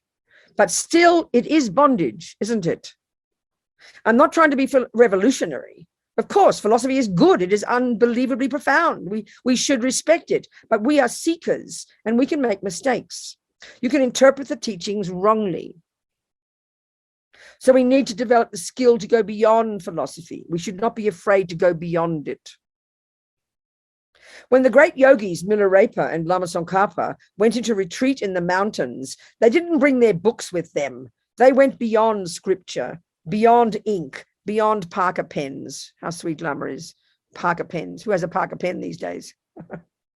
And even as a boy, Lama Tsongkhapa meditated and communicated directly with Manjushri, meaning the enjoyment, but the subtle light body of the Buddha that only the Arya Bodhisattvas can see, the enjoyment body.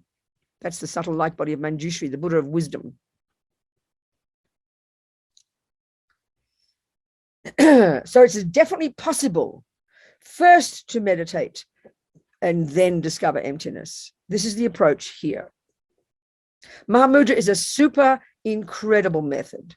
This is the experience of the lineage lamas, all the great yogis and yoginis. They all realized Mahamudra in meditation.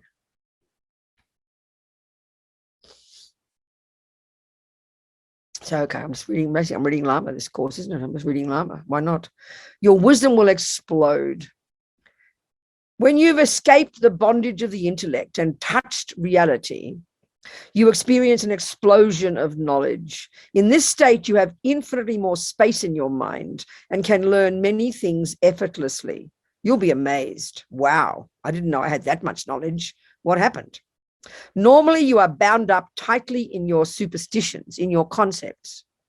If these are released, you can touch an unbelievable dimension of reality. Without expecting it, you suddenly, without effort, realize things. You know, this is possible, I tell you. It's not some Tibetan religious fantasy. Milarepa is a good example. He didn't study any philosophy, but because of his Mahamudra meditation, he had gained total understanding of all dimensions of reality. The intellectuals who studied for years and years would come to debate with him, and he always knew the answers. He blew their minds. They'd ask him, do you know Vinaya? This subject, which covers all the vows for monks and nuns, has so much detail, is so sophisticated, is so complicated. And in the monasteries, we study and debate it for at least 4 years. No, said Milarepa, I don't know anything about Vinaya, non-Vinaya. If my mind is subdued, if I conquer my ego and touch universal reality, that's my Vinaya. The Tibetan word for Vinaya is Dulwa, and it means to subdue the mind. His answer is super. When I was a boy, I really liked Milarepa. Reading about his life was so helpful. It gave me unbelievable inspiration. You too should read his life story. It will give you tremendous energy. So this Mahamudra approach, and I'll use this again, the music analogy, you'll really see that it is powerful, but it's obviously more advanced, actually. So basically the usual way, like I said, to study music, let's say Bach, classical music, you learn the theories, you squeeze your brain, you learn and learn and learn, you internalize, you listen, you think about it, you make it coherent intellectually, and then you experience it one step at a time until you've perfected it, until you've gone beyond the theories. This we know. Now, Mahamudra approach would be to go straight to the piano and intuit Bach. Now that's difficult, isn't it? That's what the meaning of Mahamudra is. Clearly, the irony is the person, like I said before, I mean, Lama Yeshe says, Milarepa didn't study at all in this life, but the implication has to be that he'd done it in a past life.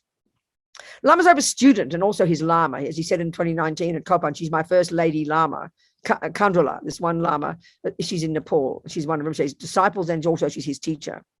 Rinpoche said she just got born fully developed as Vajrayogini. So that implies she's done the work before. That's where, unless you posit reincarnation, it's too concrete and absurd, you know. In other words, that knowledge just comes from nothing. So Milarepa in this life didn't need the work. He'd done it before.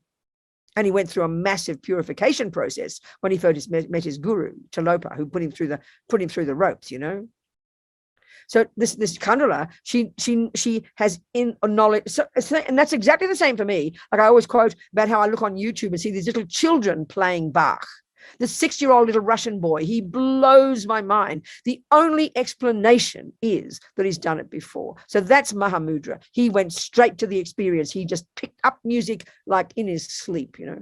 I even played it one time to a friend of mine on the phone who's a classical musician and a composer. He heard it as a truly adult person playing, and he's 6 years old, this kid. So it's clear. That's the idea. The irony is that Milarepa was qualified already. Now, this doesn't mean we can't try. That's the point about Lama. He was amazing. He would get us to try, you know. And that's the point. We try to do it, you know. So we've got 7 minutes left before lunch. So I need you to ask me some questions now or do something. Otherwise, we'll maybe do a little 3-minute meditation. We'll start the ball rolling, but maybe ask me some questions, please, if there are any. If not, it's really fine. Okay, so let's just do constant. Oh yeah, here we go. Marco, talk to me, Marco. Hi. Sort of at the beginning of your talk, you were differentiating between focusing on breath and focusing on mind. That's right. They're two different objects. Yes. And I'd like to experientially, how does that work? Well, I'm going to do it I'll do it as a meditation. We'll do it this Awesome. afternoon. Okay. Thank you very much. Okay, darling. Good. Anyone else? In fact, we'll start now. We'll do a couple of minutes before we finish for lunch. Let's just do that now. Okay. So let's just, okay, Mahamudra is a term used to refer to emptiness of the self first and then emptiness of the mind eventually. And that's the end result of the insight part of the meditation. The first mode is concentration. So we start with that. And so instead of watching the breath, instead of visualizing the Buddha, we will simply use as our focal point, we will use whatever thoughts pop up in our mind. They're there all the time anyway. We don't need to search for them. So we will start with that, okay? We'll start with that. So get yourself comfy, just as you would for meditation, your back straight, your hands in your lap. If you're sitting in a chair, don't slump into the chair, have your feet on the ground and sit forward and hold your own body up. Your head slightly tilted forward, chin tucked in, relaxed, your eyes looking down beneath your eyelids, and settle into this comfortable position. Okay, so we'll just start really simply. We're going to now locate. We're just trying to, no, not even locate. We're going to start. So what we're going to do is we're going to try, the goal is to pay attention. That's all we're trying to do.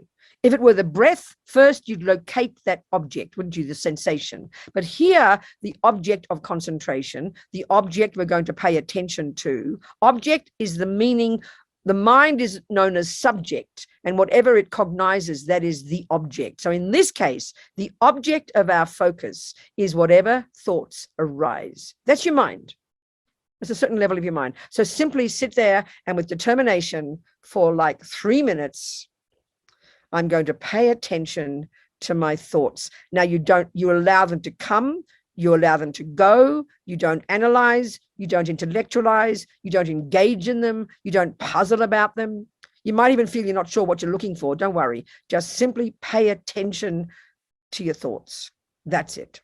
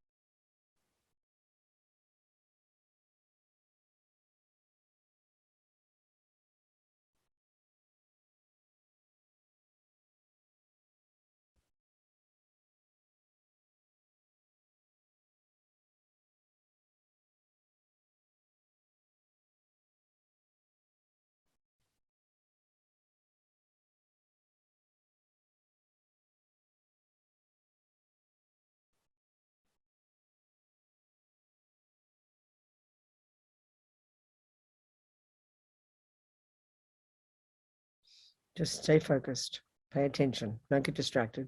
Don't engage in the thoughts, in other words. That's what happens. We get distracted by engaging in the thoughts and we get lost. Just watch. Be objective. Just pay attention.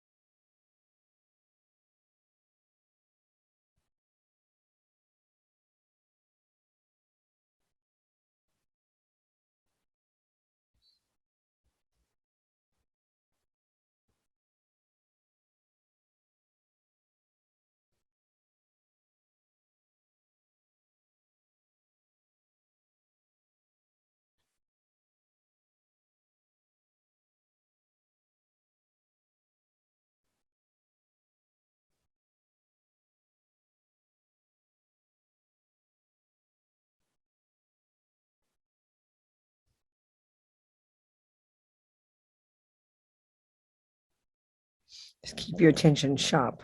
Don't space out. Don't sink into the mind. Just stay sharp.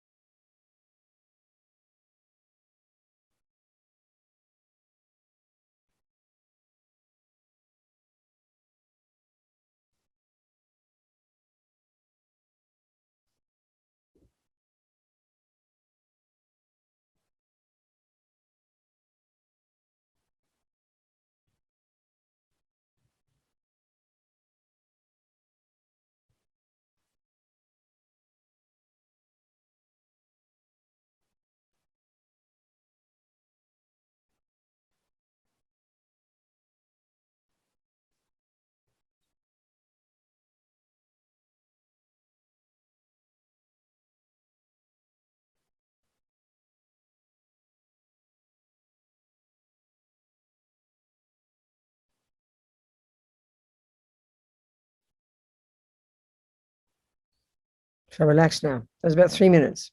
So 3 quality minutes is better than 10 spacing out, I promise. Because you can see the mind, as soon as you close your eyes, as soon as you focus, already your mind either wanders off and you start thinking, or you sink. They're the 2 dangers. You wander off and get distracted, or you sink. Just sort of, and often we mistake that for meditation. That's completely mistaken. It's ignorance, you know. You've got to keep the mind sharp but relaxed. This is the idea. So that's a start, okay? Attempting to observe the mind. That's it. We'll go on from that after lunch, or my lunch. Maybe in London it's dinner. Yeah, it will be dinner time in England, isn't it? Okay, you darling people, I'll give you an hour's break. Everybody, all of you kind people, happy to see you all. Thank you, Anna, darling. Thank you very much, everybody. Mary, people, so happy to see you. Think about it while you're away and come back with any questions if you'd like, and we'll carry on in 1 hour. All being well. Thank you, darlings. Right, everyone. Happy to see you all. So I've done my prostrations. If anybody else wants to do theirs, if you've taken refuge, you should prostrate.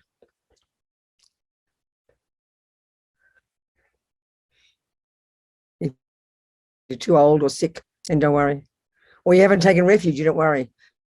Only if anyway, that's right, it's perfect. So, okay, we'll continue now. Let's, thank you, Mary Camille. Thank you very much, Anna. Everybody, hello, dearest Judith, David, Pam, Elizabeth. Happy to see you all. So, dearest ones, do you have any questions for me? You've contemplated over lunch. Aaron, talk to me. Hi, Venerable. My question is, where should we place Mahamudra like in our daily practices? Like, how do we know how much to dedicate to it, or especially for like kind of new? Yeah, exactly. No, I think, I think if we've sort of got our little daily practice, we maybe you got to say maybe you've taken refuge and you've got your little daily practice and you do your 4 practice at the end of the day. I think it's something you can just add, maybe even to do 5 minutes, even just do 5 minutes, 10 minutes, to just, just to sit and concentrate on the mind. And we'll discuss the second part, which of course makes the whole thing complete. But I think it's a really thing just to add. I mean, a person can do it seriously if they really know what they're doing. You can do a retreat on it. But I think it's just you just add a little piece, add a little session to your daily practice every now and again. My feeling is it's like that. It wouldn't take place of your other practices. If you've got formal practice, like you make offerings and you do your prostrations and you take refuge, you do all that, then you just simply add it to your session. That's my sense. Does that make sense to you? Yes, thank you. Okay, that's my thought. Yeah. And reading about it really helps. Reading Lama's book is very kind of educational, Hello, Pam. Greetings. Hello, everybody. So could you incorporate this, or could this be your form of shamatha? In other words, I have a shamatha practice where I'm focusing on the breath. And sometimes, so just could you fit it there? Of course, yes, exactly. Absolutely. And then, of course, it's good to add it on the second part, which is where you do the emptiness bit, which we'll talk about. But of course, it could be easily that, definitely. Anybody else? Questions? Okay. All right. I have a go. Okay. I have a question. I wasn't able to get the hand to go up. Okay, good, darling. Go. I didn't understand from the book, and I don't understand now what I should be doing with the thoughts that arise. I'm supposed to observe. A bit louder. I can't quite hear you, Christy. It's a bit kind of crunchy. Yeah, let's wait until I get my new speakers and stuff. It's okay. No, it's okay. It's not too bad. Just try it. Say it again. Come on. Give it a go. I'm not understanding what I'm supposed to be doing with the thoughts that arise. I'm supposed to observe them, but that means I have to hold on to them. No. So that I can observe them. No. It's like you're watching television, and you have you just watch it. You focus on whatever comes up with no commentary, no analysis, no wondering, no communication with it. You're just observing it. The goal of this is it's the goal of all shamatha meditation is you're utilizing the ability to focus on whatever object you're focusing on, so that because of the focusing, if we start to succeed at focusing, the constant thought processes will begin to calm down. And in our daily life, thoughts are rising all the time. We know that. And even though we think we're not noticing our thoughts, we're constantly engaging them at a subtle level. And we're constantly having conversations. We're building them up. We get annoyed. We get happy. We get sad. We get anxious. There's this constant engagement in the stories, building them up. So here we're allowing the thoughts to come, and we simply observe. The ideal scenario, of course, is as we get more advanced, when we get better focus, the thoughts will begin to steady, will calm down. And it's really when they get more subtle that we then start to actually focus on what's called the clarity of the mind, which is quite subtle. And that most of us might not even experience, but that's the goal eventually. We start with whatever's in the mind. You start with whatever's there. You just simply start with what comes in the mind, and you aim to keep your attention sharp, just observe. The goal eventually is the mind, because you're not engaging in them, the mind will become clearer and sharper and more subtle. What happens with me is I see a thought arise, I observe it, it explodes, it disappears. That's so what happens. What am I supposed to? Nothing. Just then let the next one come. Oh. Like as if you're watching television. All right. You just let them come, and whatever they're doing, you just watch it. It's more hard to focus because the breath is something constant, isn't it? It's something easy to focus on. But the mind seems all over the place. So you just got to. Actually, this is why, in fact, it's a more advanced meditation. We don't even know what it means. The clarity of the mind. What are you talking about? We won't even. This is a more subtle level of the mind when it's more stable. But you've got to start where your mind is, which is the busy, chatty mind. You just observe. You start with what's there. The ideal is as it gets quieter, you then begin to taste this kind of this clarity of it, and it's then you can go to the second mode of meditation, where you start to observe the way the I appears to us. It's really quite subtle. And if we haven't done much meditation in the past, and most of it haven't, and we haven't studied the mind, it's just confusing to us. So do what you can, just observe and let it just be. What I've always done is just dismiss the thoughts. And now I shouldn't do that anymore. What do you mean what do you mean? That's an interesting point. What do you mean by you've done in the past? What do you mean by that? Dismissed? Well, for most of my life, I've just made them go away. They just vanish. I mean, I feel like I'm supposed to be observing something that's already. No, wait a minute, Christy. I don't understand what you mean by most of your life you just made the thoughts go away. What do you mean by that? I'm so sorry. What do you mean? Oh, I started transcendental meditation when I was 16. Now I'm understanding. Now explain. Okay, go on. Yeah. So I learned to just make them just vanish. And so now I'm supposed to be observing them. I feel like I have to hold on to them so I can see them. I see what you're saying. Don't do anything to them. Okay. Just let them be. But not engage them. And not engage in them. That's the point. Okay. What do you think? Well, I figure they'll just vanish and that's okay. Well, that's the point. The aim isn't to make them stay. The whole point, of course, if you don't engage, listen to me. The point is, if you don't engage in them, they're going to go away anyway. It's only because we engage in them that they start to grow and the stories come. We've got to allow them just to come and go. I mean, you don't even need to make them go away if you're not engaging in them. Okay. You see? I think I do. Thank you. Okay, good, Christy. Thank you, darling. Okay, so let me just, before we go further in Lama's book, I'll just talk about the point of this and then what you do in the second part of the meditation. Because again, in Buddhism, classically, there are two modes of meditation, millions of techniques. The first one, is Anna. What's your question, Anna? Hello, Venerable. Sorry, there's a question in the chat from Elizabeth. Yeah. And it reads, what if there are very few thoughts arising? I am certainly not sleeping, but thoughts only arise once in a while. Is this okay? Whatever's happening.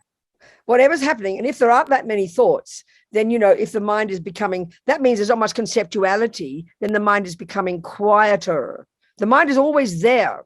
So you just allow it to be that way. And this is where we now can begin to choose the time when we would engage into the second part of the meditation. So keep listening and it'll become clear. Okay. There are two modes of meditation in Buddhism, millions of techniques. The first kind is called, as we know, in terms of its result, it's known as shamatha in Sanskrit, shine in Tibetan, and it's usually calm abiding. Sometimes people call it mental quiescence.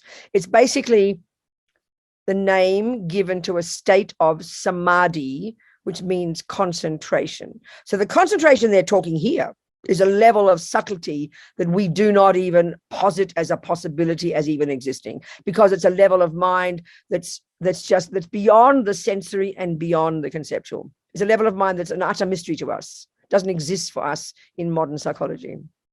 So all we can do is hear the words, okay? And the only reason we have that, the only reason we need to access this subtler, more focused level of consciousness is it so we can do the second mode, which is where the real work happens. And that is the name given to the end result again, and it's called simply insight. In Sanskrit, vipassana. I mean, actually, Lama text, Lama, let me just quote Lama again. I mean, Lama talks here.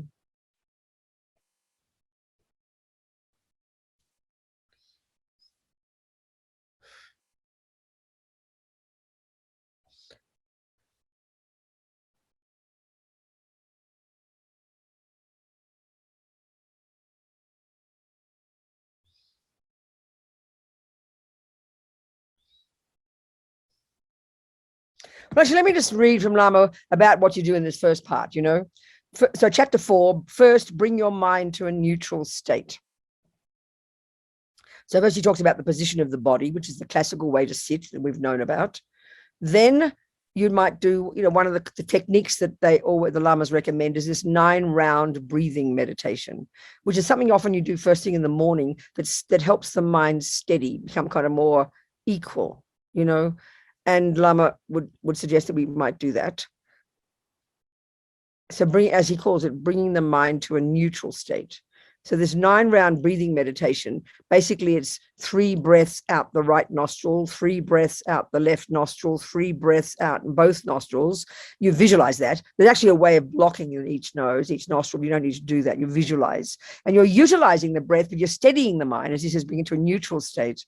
But you're also utilizing it to kind of imagine. You're imagining steadying your attachment, breathing out your attachment, breathing out your aversion, breathing out your ignorance. It's an extra little addition to it. It's quite a nice little meditation, you know. So the first 3 breaths, you visualize all the, different times they teach different way. Let me see what Lama says.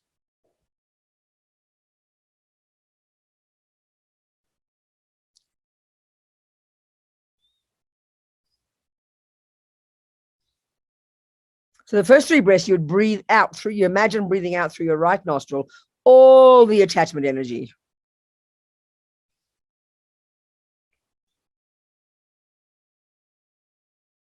What? Now you breathe it out through your left. Imagine all the attachment energy, all your neediness, all your expectations, all your possessiveness, all your neediness, all your emotional hunger, the dissatisfaction, all your attachment energy. You breathe it all out through the left nostril. Maybe we'll finish this session with this technique. And then tomorrow we'll do the actual technique of looking for the eye. Then when you do 3 breaths and you visualize all the anger energy, the aversion, the annoyance, irritation, frustration, depression, despair, anger, this whole spectrum of aversion energy, which is when attachment doesn't get what it wants. They're very connected. All of that through the right nostril, completely imagine it disappearing like yucky smoke. And the third 3, you visualize through both, and that will be ignorance, indifference, uncaring, kind of the ignorance, the root delusion. And as Lama says, even just doing it can help sort of, it's a good little technique to help you steady by using your breath, but also because you're using your mind, imagining, you know, it helps your mind stay steady. It's a nice little technique. We'll do it at the end. So you might start your session with that, and people often incorporate that into their morning practice. It's a nice one to start with. But Lama would recommend in a session like a Mahamudra session, you'd start with that, to bring the mind to a neutral state, more balanced. That's the idea. Then typically a classical session, I'm not really teaching this very properly. Lama, when he teaches it, he presents the preliminaries. We talk about refuge, we talk about bodhicitta, we talk about purification, we talk about these preliminary practices to prepare your mind. I haven't mentioned this at all. And so then you do a little here at this point before your session, you would add a little guru yoga. If you have a practice like that, you could visualize simply like Shakyamuni Buddha and do a little visualization, of this guru yoga, basically the Buddha as the guru in front of you, visualizing some little practice that you might know. You do that, and then you do the Mahamudra. That's how he talks.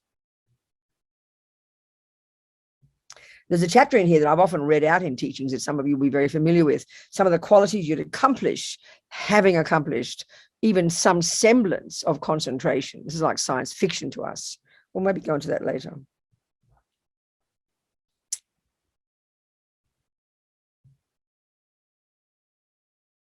So in chapter 7, Lama talks about now meditate on your mind. So I'll just read from that and tell you and explaining what we've been talking about. So maybe you're not sure what it means to meditate on your mind.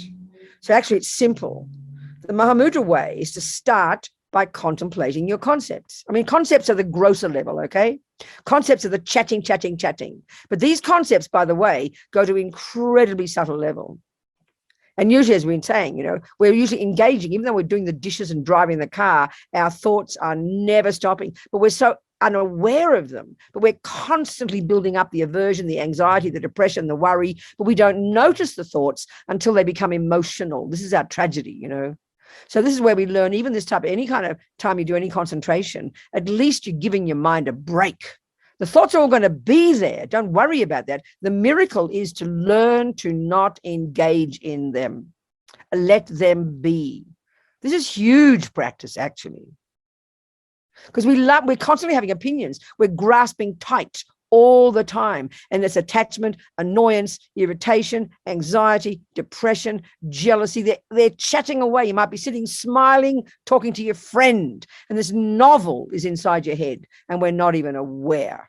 This is the tragedy, That's why for most of us, even doing a few minutes of concentration meditation in the morning, you're not going to get much concentration, but at least the miracle is you learn to be aware of your crazy thoughts. Because at least for 5 minutes, just watching your breath, let's say, you can't help but hear the crazy chatter. So you bring that to bear in your daily life, and you start to become more conscious of what the hell is going on in your mind. And that gets ever more sophisticated, ever more subtle, So it's a great advantage. So the idea that you're supposed to make all the thoughts go away is very kind of nihilistic. It's not the point. It's really mistaken, So as Lama says, the Mahamudra way is to start by contemplating your concepts. You start where you are with your thoughts. The views of your own thoughts. Thoughts are concepts. Thoughts are viewpoints. Eventually this leads to experiencing the clarity of your own consciousness. And that's what's hard to hear. We don't even understand what that means. It means the kind of there's sort of like a stillness. Clarity means non-physicality. It sounds so abstract to us, actually, where the concepts seem to have calmed down. We observe the thoughts and then we let go. No intellect. We don't analyze our thoughts. Leaving the mind as it is like this special emphasis in this meditation. Leave it as it is. Don't, like Chrissy's saying, don't make them go away. Just let them be. Mind our own business. Just watch. No analysis,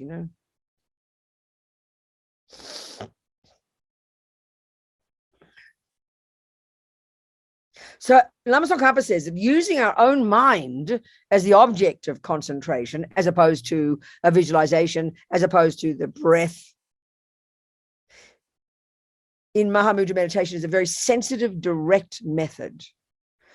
It easily eliminates the superstitions and the confusion. This is the point, and therefore easily leads to the realization of the universal reality of non-conceptuality of emptiness. So this is something puzzling to us because it's not how we think about the mind. In our culture, we think of the brain, all that kind of thing. As this whole Dalai Lama says, we can talk about the mind like we're talking, intellectually. It is this, it's that, it's not this, it's not that, it's conceptual. But actually to have an experience of your mind, that's pretty sophisticated. It's pretty advanced, actually, because it's not physical. You can't taste it, touch it, smell it, hear it. It's not physical. So it's a bit abstract idea, you know.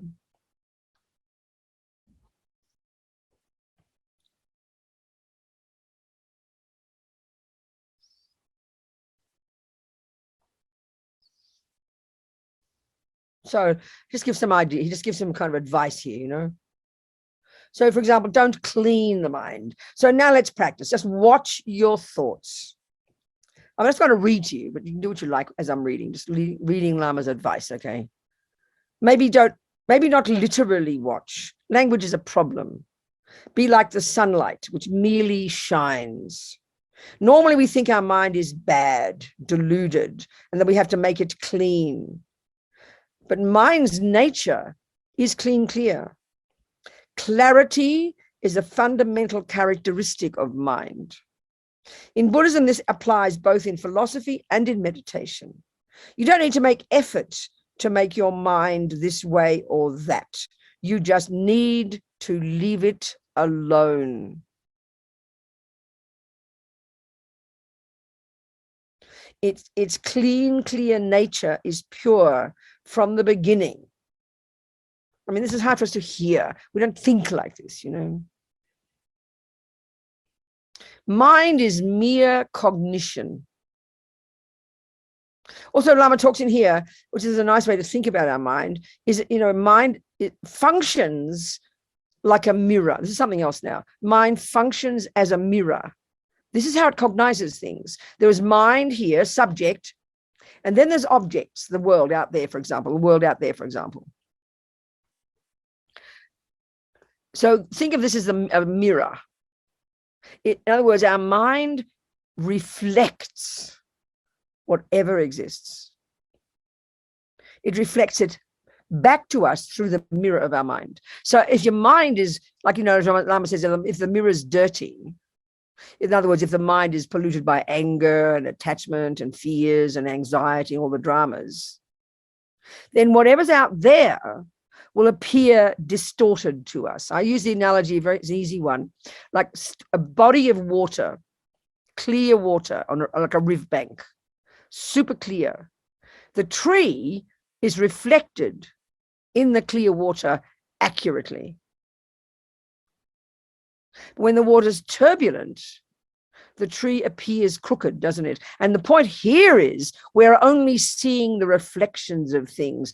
This is why, because we're at the grosser level of conceptuality and sensory, we don't have a direct cognition of things. We live at a very gross level of cognition. This is why this is hard to hear, because we don't have an alternative way of cognizing in the modern world. We only know about sensory and conceptuality. There's no alternative. There's no concept of a subtler level of mind that's non-conceptual. So whenever we're talking here, it's always in reference to that subtler level, which is a mystery to us. So the best we can do is listen and think about it. So our mind is all the time polluted, you know, not all, until we're highly realized, it's going to be polluted by ego grasping, the root delusion that assumes there's an inherent me and inherent everything else out there. Then it's got attachment to that thing, or aversion or jealousy or whatever, the anxiety or the worries or the fears. So where everything, as Lama Zopa says, out in the world appears back to us, to the mirror of our mind, in a distorted way. So if there's lots of attachment in the mind, your mind's very emotional, it's very emotionally hungry, you're feeling dissatisfied, you're feeling you don't have enough. And that causes, this attachment then arises as an exaggeration. So you're looking, it's got this looking for something. And then because you've got the habit to eat cake, it causes the cake to appear back to you through the distortion of the attachment in the mirror. So the mind is distorted. The mirror is kind of dirty with attachment. So the cake will appear to you, as Lama Zopa says, in the aspect of whatever is in the mind. It's in this way, Buddha says, we are literally never in touch with reality, even conventional. I mean, to the grossest degree, we're right. It is a cake. I mean, you're really hallucinating if you think it's a Mickey Mouse or something. So we at least know it's a cake, but the rest of it's still made up. Attachment makes it look more delicious than it is. And after 5 pieces, aversion makes it look more ugly than it is. So we're all the time, everything out there is appearing back to us in the aspect of whatever's in your mirror. So if your mirror is dirty, polluted with attachment, with anger, so we're only ever seeing the reflection. We never cognize that tree directly. We only see it's a good way to put it. We only ever see an image. We only see a reflection of everything. And it's very complex and very fascinating how they describe it in the epistemological model of the mind in Buddhism. It's totally fascinating.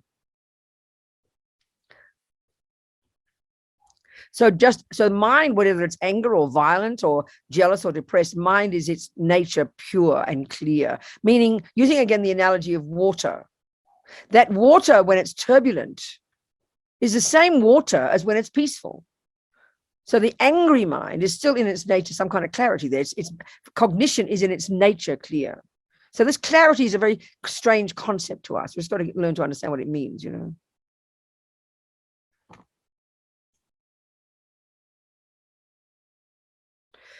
So normally we think our mind is bad or deluded and we have to make it clean, but mind's nature is clean, clear. You don't need to make effort to make your mind this way or that. You just need to leave it alone. Its clean, clear nature is pure from the beginning, and this nature exists forever. If you can find the object to some extent, meaning the object meaning whatever thought's there, then just let go, just watch. If you try too hard to make it like bright, you will lose it and distraction will come. No expectations. Abandon expectations, any hope, say, for a high realization. This is something that really is a major problem for some people when they meditate. I remember one fellow who did meditation for years and years and years and years and was just like in absolute tears of despair. He said, I've been waiting for 25 years for a realization. It doesn't come. I mean, you go mad. You'll go mad thinking this way. That's total attachment, total grasping, hungrily waiting for something to come. You're literally pushing it away. It'll never come. That's a bizarre idea, you know.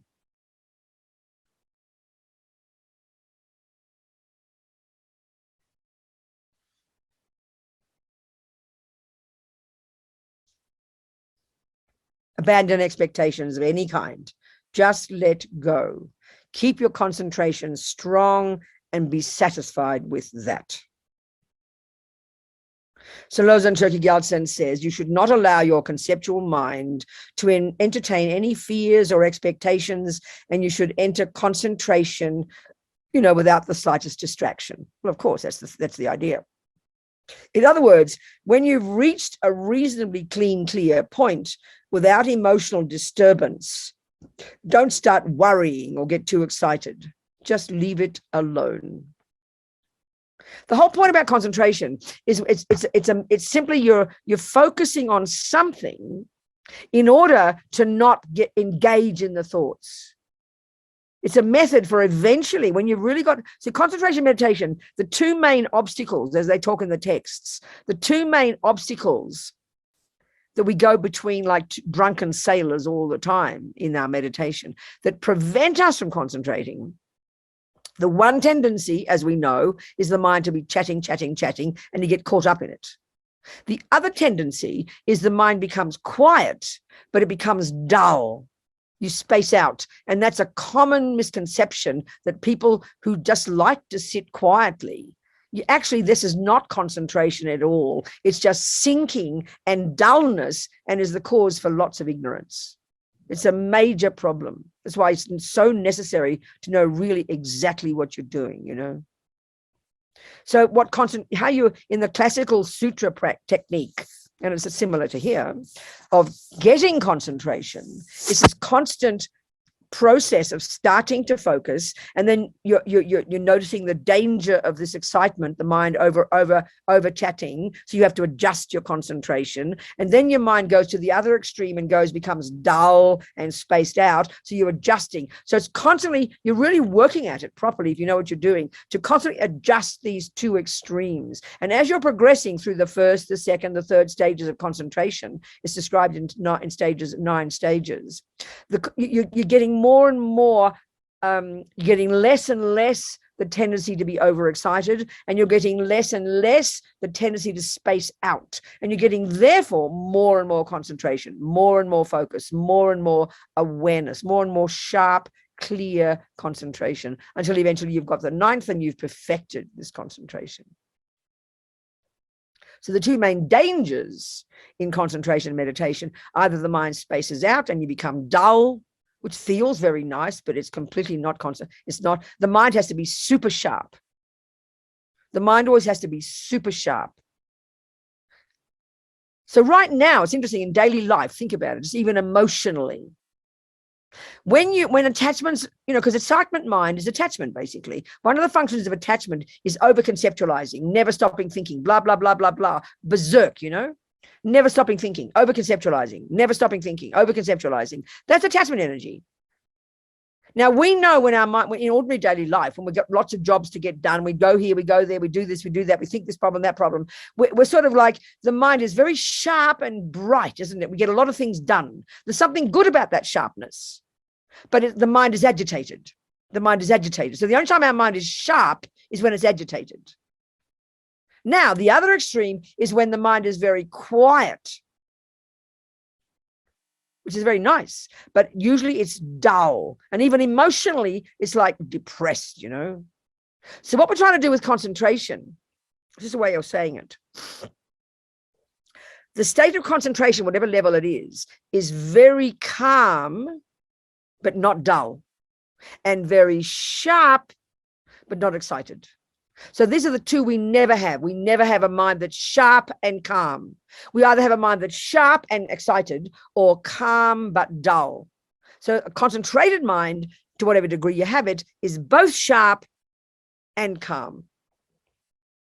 And as we progress in that, it gets more and more joyful, quite literally joyful, which is like a surprise to hear, So I remember interviewing Venerable Rene, that Swiss monk, one of our monks, who's been in meditation seriously for 40, 45 years, off and on in different places around the world. I interviewed him in 1995 in Mandala. I should put it on, I should give it to you, Dinah, but it's very nice. We should have it I should add it into one of our documents at some point. It's very, very encouraging to read it as extra materials. We should have it. I'll put it into a PDF and I'll give it to you.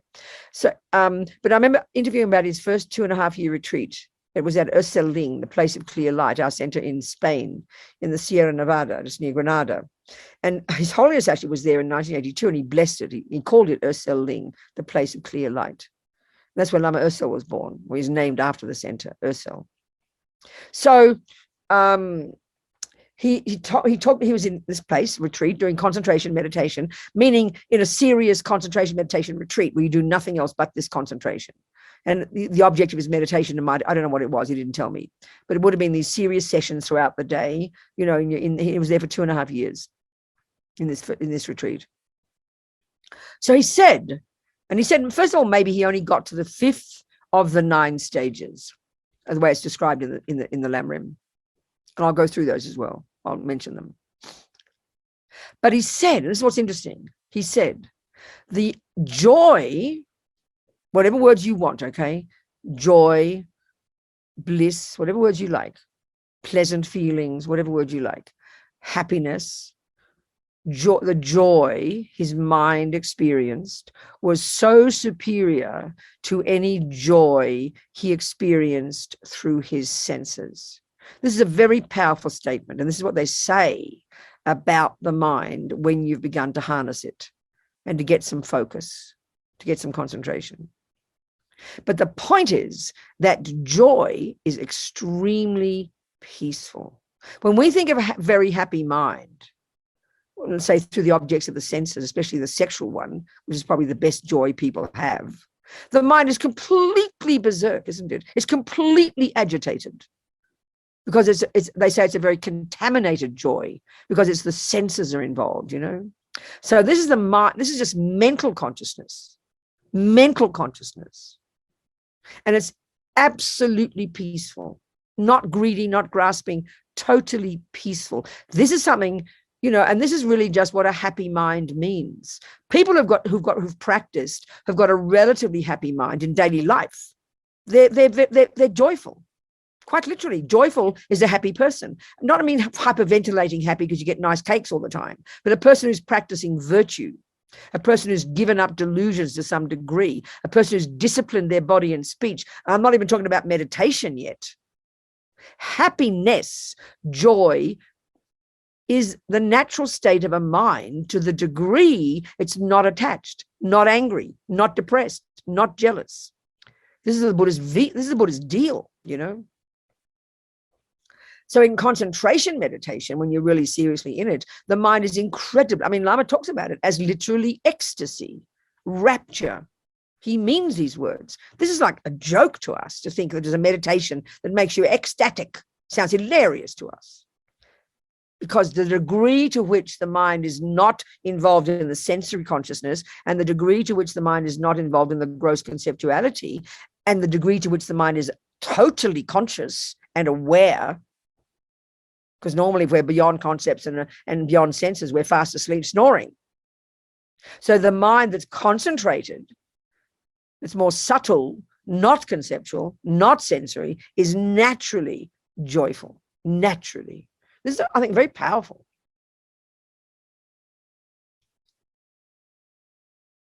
So way to go, you know, we start where we are with our thoughts. As Lama says, as you're focusing and doing it properly, not getting spaced out and not getting overexcited, then slowly the mind, the thoughts, because you're not engaging in them, the thoughts will begin to steady. But you're not spacing out, so you won't just go to sleep, you know, because that's the main danger, isn't it?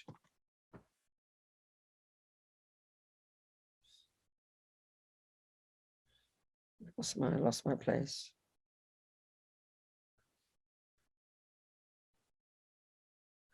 Okay, yeah. So Lama talks here, just different things, like little analogies he uses, okay? Avoid even positive concepts. So, you know, avoid all concepts. He doesn't mean don't have them. He means stop engaging in them. Don't think, oh, how wonderful if all sentient beings can reach Buddhahood. That is not valid here. Any kind of thought is not valid. This is the point.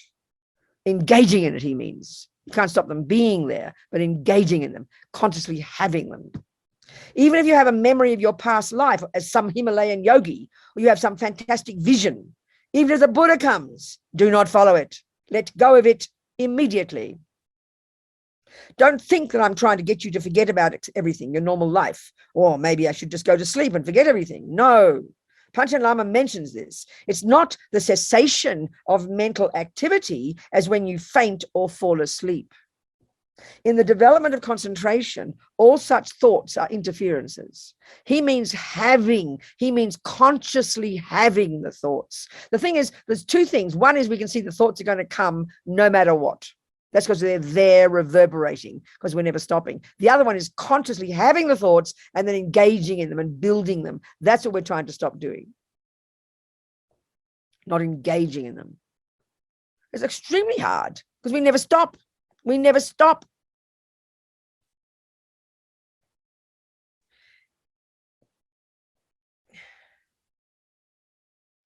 That's why you need to stop following them. This is the skill we have to develop.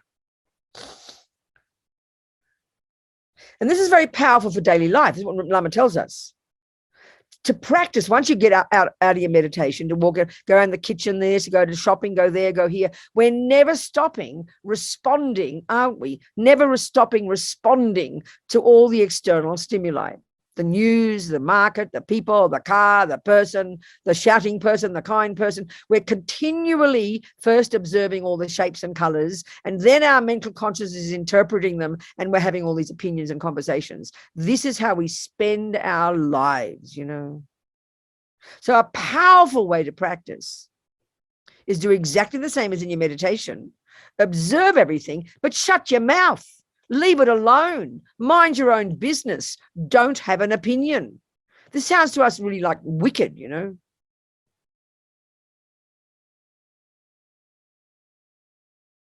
That's Mahamudra in daily life. Just observe, and more you observe. You just observe your mind, you know.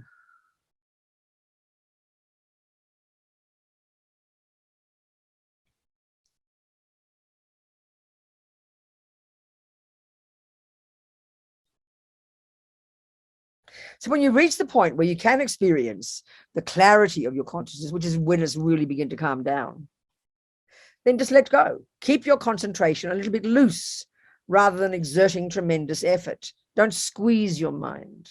Too much effort, too strict discipline is not good. You need to let go. Keep your mindfulness. Okay, this is important to understand what mindfulness is. This is we really get confused in the modern world. There are about 47 varieties of definitions of mindfulness. Let's talk a little bit here about the third category of states of mind.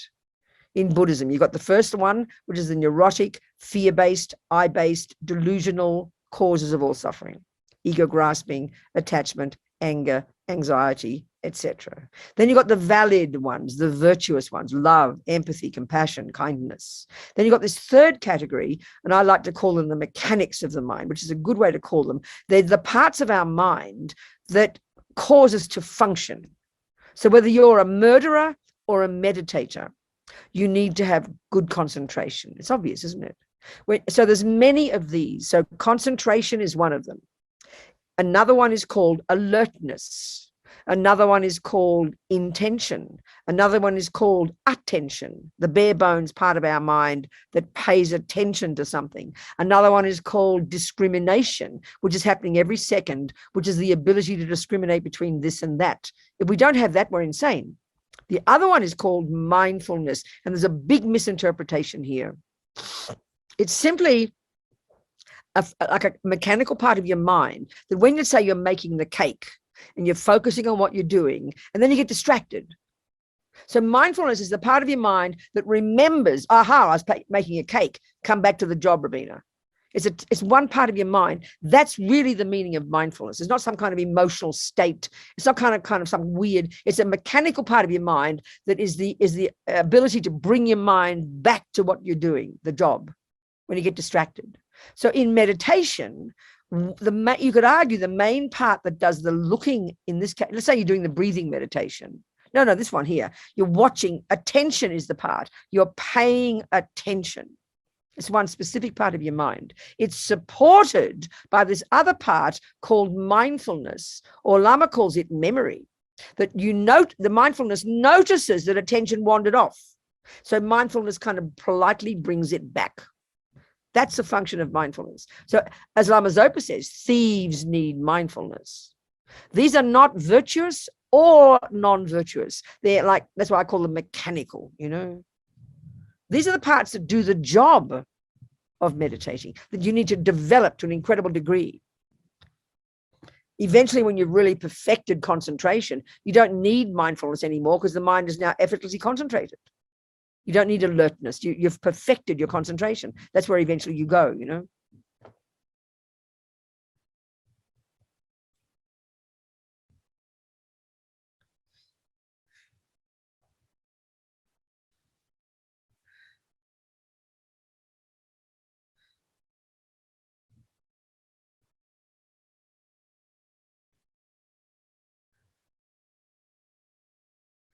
So if you keep so let go has many meanings, Lama says. So when you drive a car, for example, once you're aware of the right speed, the overall situation, then you need to let go and relax, isn't it? You know that. When you relax, you can enjoy the drive. It's almost as if the car is flying, isn't it? But new drivers can't do that.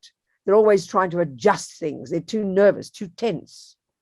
It's the same with meditating. You have to learn to let go. If you don't know how to let go, you can never experience bliss. You can't experience the taste of your own mind, you know.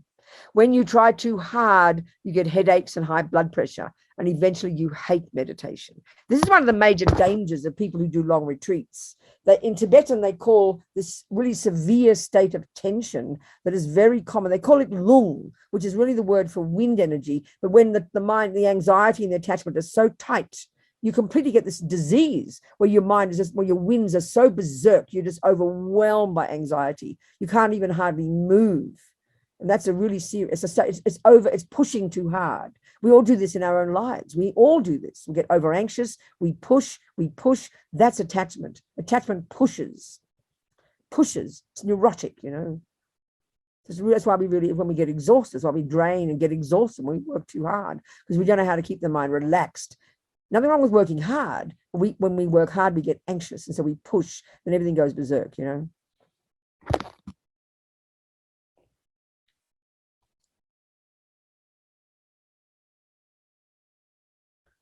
So when you know how to let go, the root text says you will be liberated from all these delusions, you know. So and he quotes Panchen Lama, when mind bound in a tangle is relaxed, without doubt, it frees itself.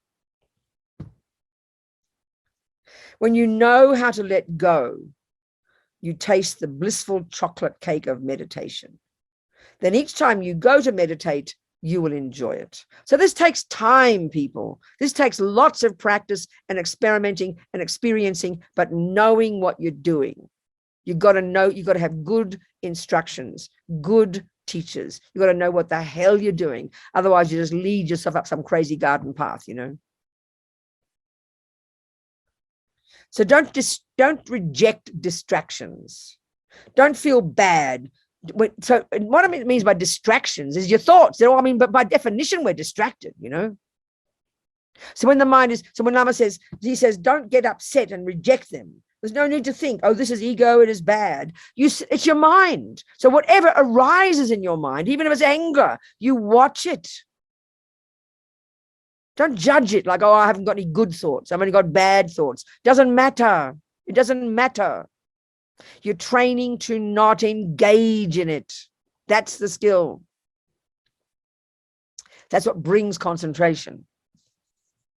We know this experience on a simple level. If you're really absorbed in watching a movie or reading a novel that you're totally gripped by, the people could be shouting in the kitchen and you literally do not notice. We know that experience. We know that experience. That's a simple, gross example. When you're really focused, when you're really absorbed in something, you don't even notice the people talking, you know. That's very common.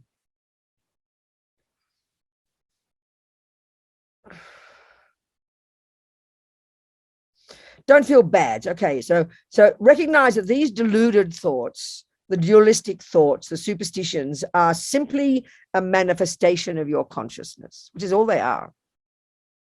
Look at the essential nature of the thoughts. They are also clear in their nature, like the turbulent water is still in the nature of water. When they come, instead of rejecting them, look, then penetrate into their essential nature. Or think that the thoughts are like the birds or the airplanes or the organic things that move in the space of your consciousness. They come and they go. Just let go. You can use your awareness to watch the essence of the superstitions. There's another word Lama uses for delusions, the rubbish, you know. You don't need to lose awareness. Panchen Lama says that you should recognize as movement of the mind whatever conceptual thoughts are generated, and without blocking them, focus on their nature.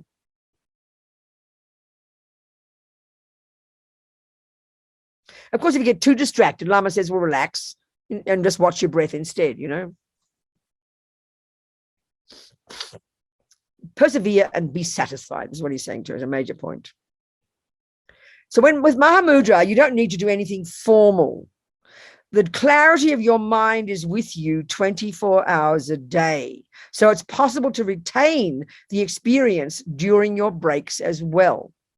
You use your mindfulness, this is the ability to bring your mind back to the focus, and leave your mind on the clarity of your own thoughts. This is very simple.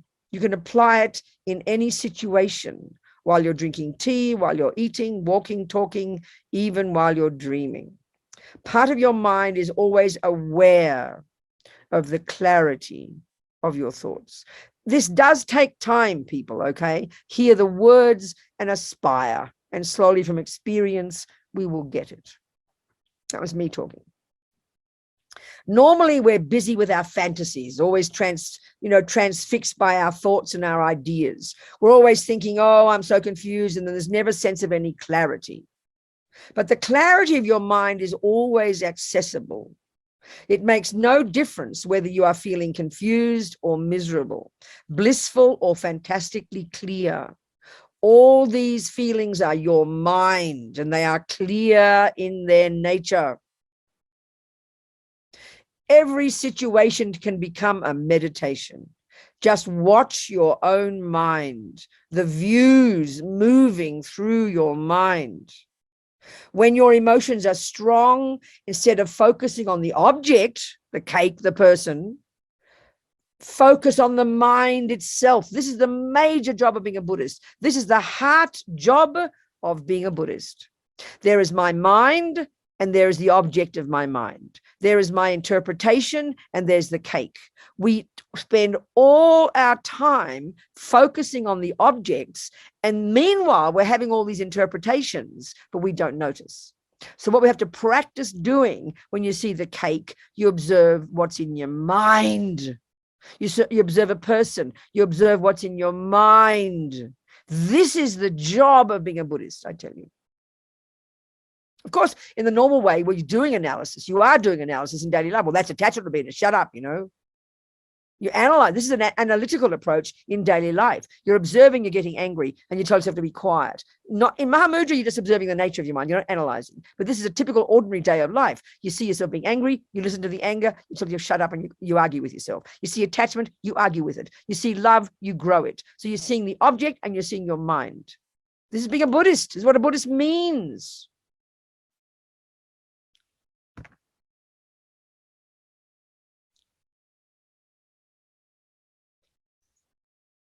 Sit back and observe the clean, clear nature of the feelings themselves.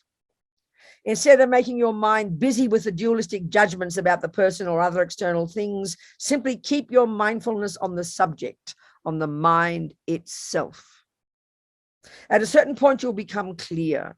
You keep your mindfulness on whatever's arising and you let go without intellectualizing or analyzing. Okay? This is beautiful. Whatever situation you're in, you immediately remember the clarity. Once you've developed this habit, you can bring it into any situation. You're developing mindfulness. That's what concentration meditation is. And he's using that word loosely there. He's using it as being aware of things, you know. So how are we going for time? 10 to, early time, oh no, 2. What time are we finishing, Anna? Scheduled for 4 o'clock today, Venerable. No, I think we decided we're going to finish early, didn't we, Venerable Dundrup? 3 o'clock. Because we had an hour less lunch, didn't we? So it'll be 3 o'clock, won't it? So what are we now? It's 2 o'clock. We have an hour to go. Okay. We'll see how we go. We might even finish earlier, but never mind. So are there any questions, people?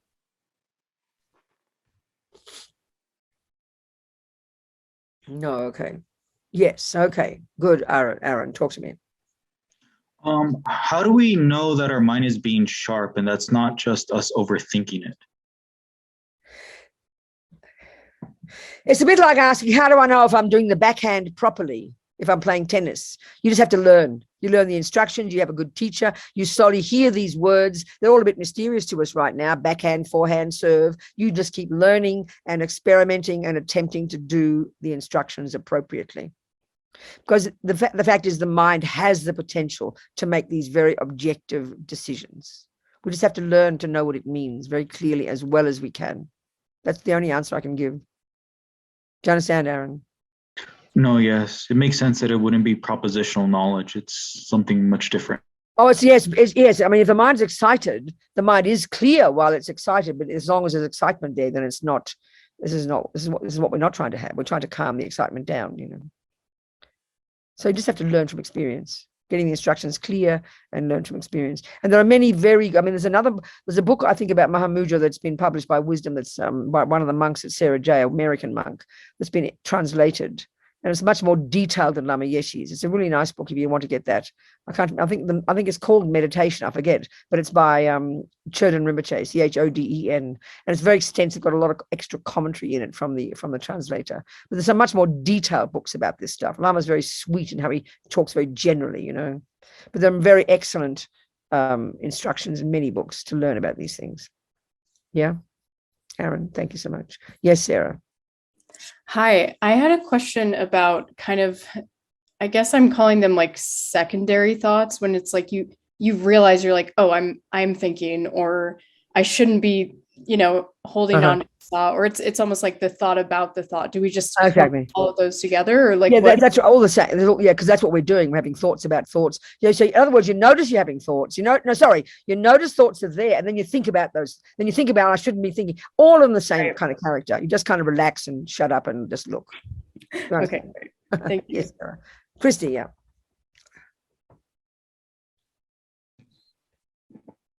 Yeah, I'm sorry. I guess I'm just maybe too concrete.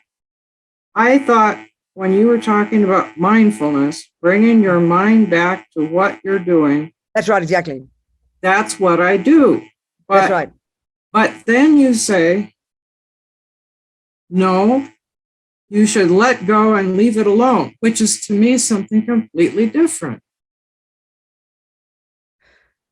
No. Okay. So what we're doing, let's just say we're watching television. Let's keep a simple example. You're watching television, which means lots of movement and people chatting away. Would you agree? People talking, isn't it? Christy, pretend that's your mind. So normally when we're watching television, we're engaging in it. Would you agree? We're engaging in it, aren't we? Right. We're agreeing with it. We're disagreeing. We're having this conversation. Right. So the aim is not to have the conversation, not to turn the television off, not to have a conversation, but suddenly you get distracted and you watch what's happening in the kitchen. So mindfulness is the part of you that says, oh, I'm getting distracted. I've got to come back to watching my mind. Right. But if you do that, you're... Go on, what? No, if you get distracted... But the idea...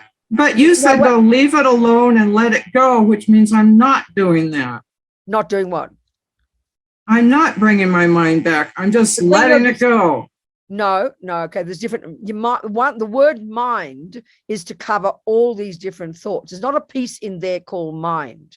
Mind is the general label we give to all these thoughts. So each of these thoughts is doing a different job. One job is called paying attention. And what are you paying attention to? The thoughts arising in the mind. Right. So the thoughts are arising in the mind, one thing. Another part of your mind is called attention, which is watching the thoughts. Then your attention wanders off and notices what's happening in the kitchen. Or in your meditation, your attention starts to wander off and you start engaging in that thought. But then mindfulness comes in and says, come on, honey child, come on back to paying attention. Right. But there's no contradiction. But that's not letting it go. You do. When you're watching, you're letting it go. There's different parts. Christy, there's different things to do. There's many jobs to do in your mind. Letting it go means not engaging in it. Letting it go means not engaging in it. Getting distracted means getting caught up in it. So the other part of your mind mindfulness has to come up and pop up and tell attention to come back to just watching it and let it go. There's different parts of our mind all working together nicely. It's not just a big fat thing called mind. So one, there are the thoughts that come just from their own side because they're deeply habitual. Two, there's a part of your mind called it's called attention. So you're going to pay attention to those thoughts. Then distraction comes, which means you start getting caught up in the thoughts. And then mindfulness pops up and says, come on, Christy, relax and stop thinking about it and come back to just letting them go again. And that's a kind of control, but you're saying that that's okay.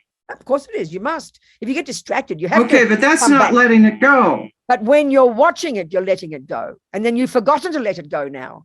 When you start to engage in it, you've forgotten to let it go. So mindfulness pops up and reminds you to come back to watching the thoughts and let them go. Okay. Thank you, Christine. What else, people? The mind has many parts, and each of those parts is given a name, and they're all thoughts. Attention is a thought. Mindfulness is a thought. Intention is a thought. Discrimination is a thought. Anger is a thought. Jealousy is a thought. There's a billions of thoughts in there, and we're trying to kind of you know, become intelligent with them, knowing what to do with them all. Go on, people. What else? 2 o'clock, Santa Fe time. Nothing in the chat, Venerable. Okay, darling. Okay, good.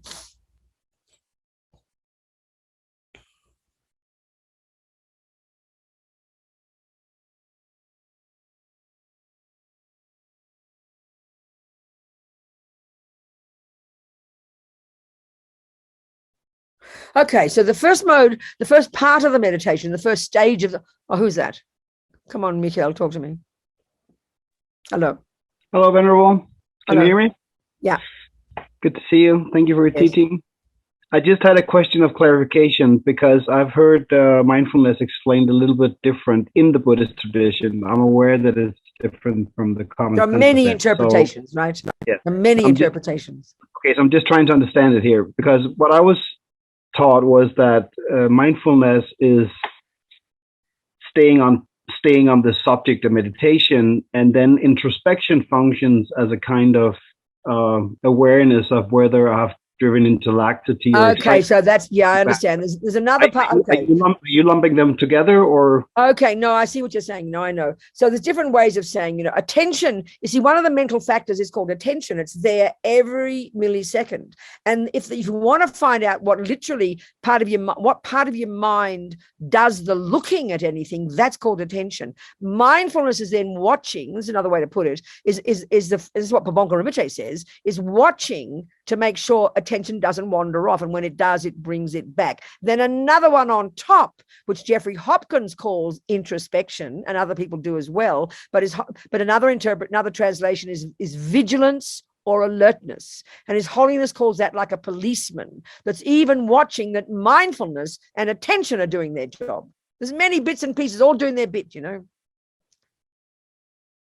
Do you understand?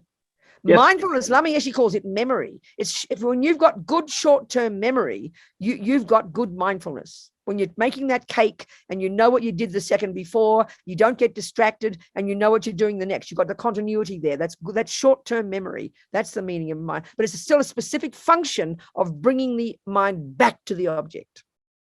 And eventually, when you've got really good mindfulness, you no longer need to perfect it. You now get to concentration. Concentration is the culmination of perfected mindfulness and perfected alertness, or as you call it, introspection.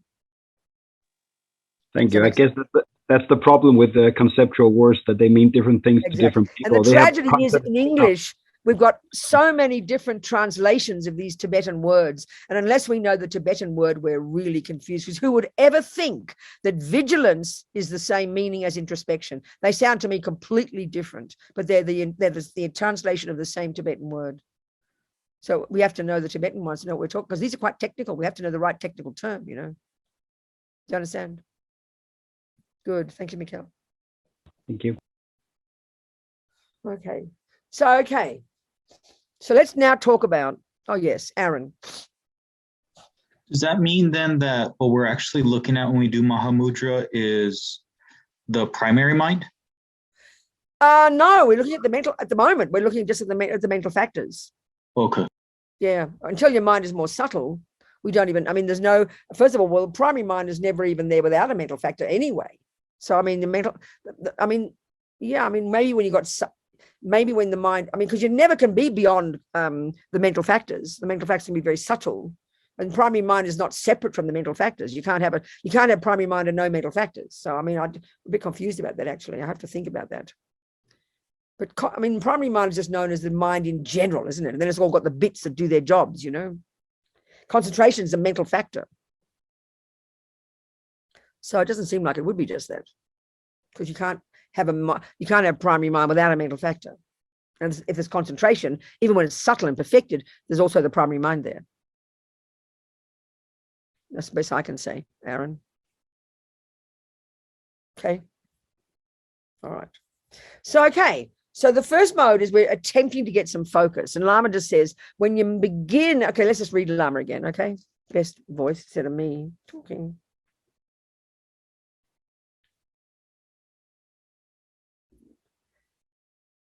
So now he says, having become familiar with contemplating the clarity of your mind, we can now move to investigate the wrong view of ego, how ego grasps.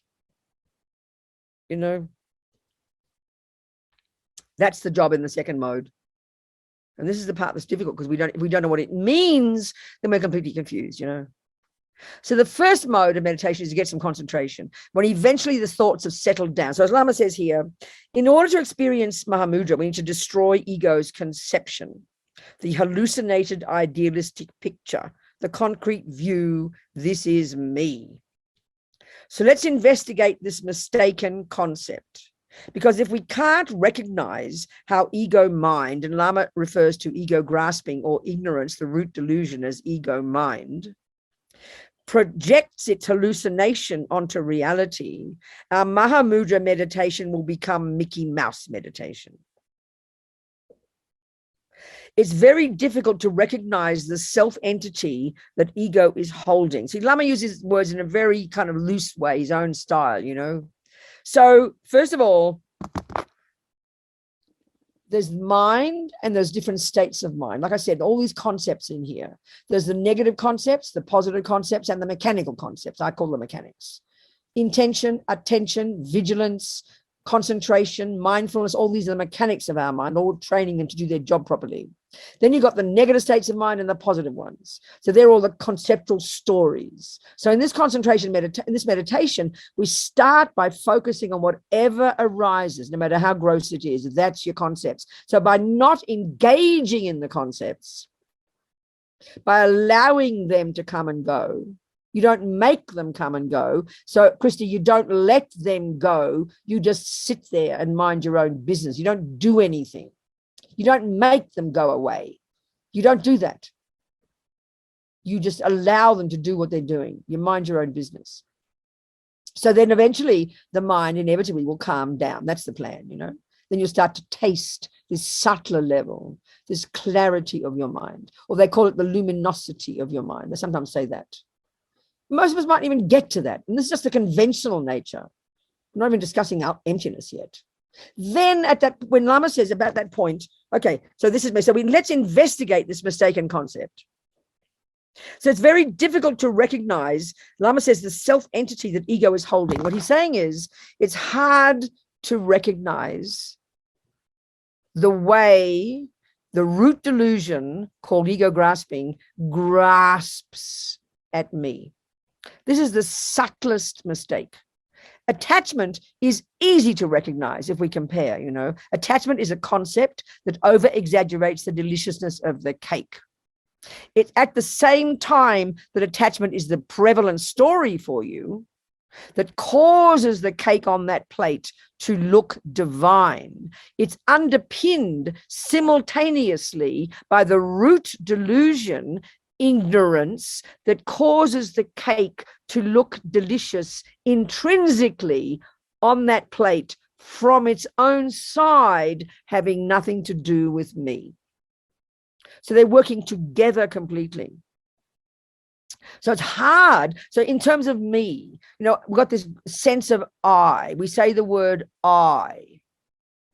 So it's valid. You are, you know, if you say I'm Robina, that's not wrong. If I say I'm Fred, I'm in trouble. I'm Robina. That's a fact.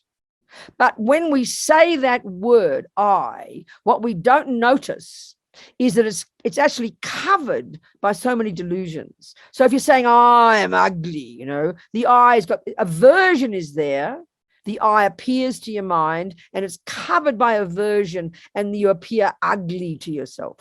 There's an ugly feeling. If you're very attached to your pretty nose, oh, my nose is the best nose, then you say the word my nose, then it's covered by attachment that causes it to appear delicious. And the my, which is really I, also is appearing so strong. So it's so kind of subtle. There's so many levels of these thoughts all working together to present fantasies to us, you know.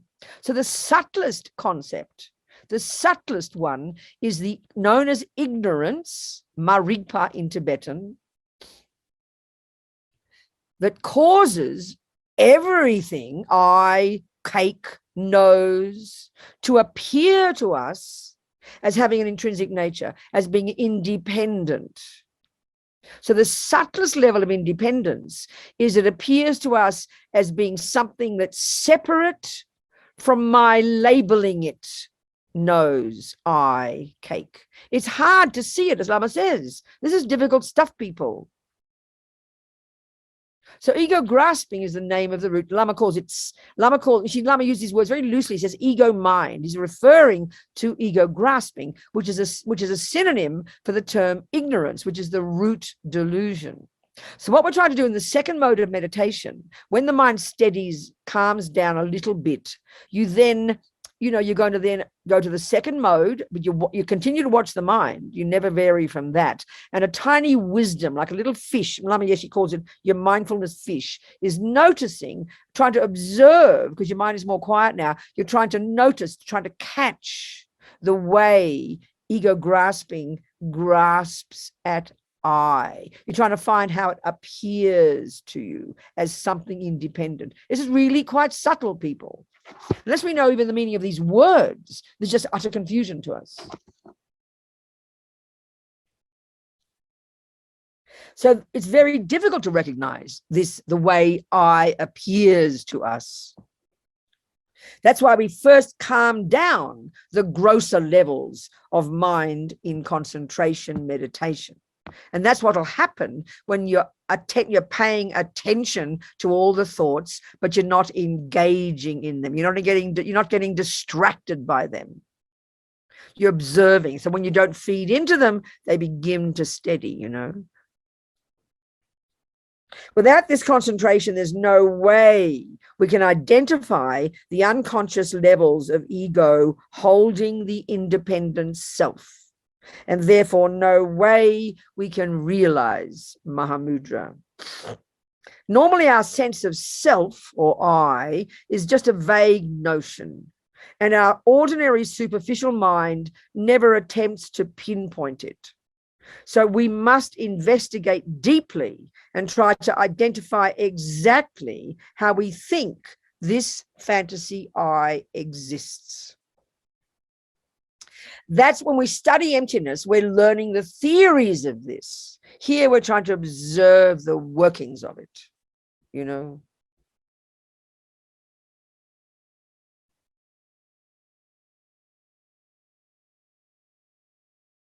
So let's meditate on Mahamudra. I'm going to say the words, okay? First, achieve a level of concentration that you are satisfied with, focusing on the clarity of your consciousness. This is not something I can pinpoint for you, saying it's exactly this or that. But perhaps we could say it's when you've had a couple of minutes without emotional distraction. Actually, that would be super. And be satisfied with it, Don't think, only 2 minutes. I should be able to concentrate for 24 hours. Don't grasp. Otherwise you'll lose everything.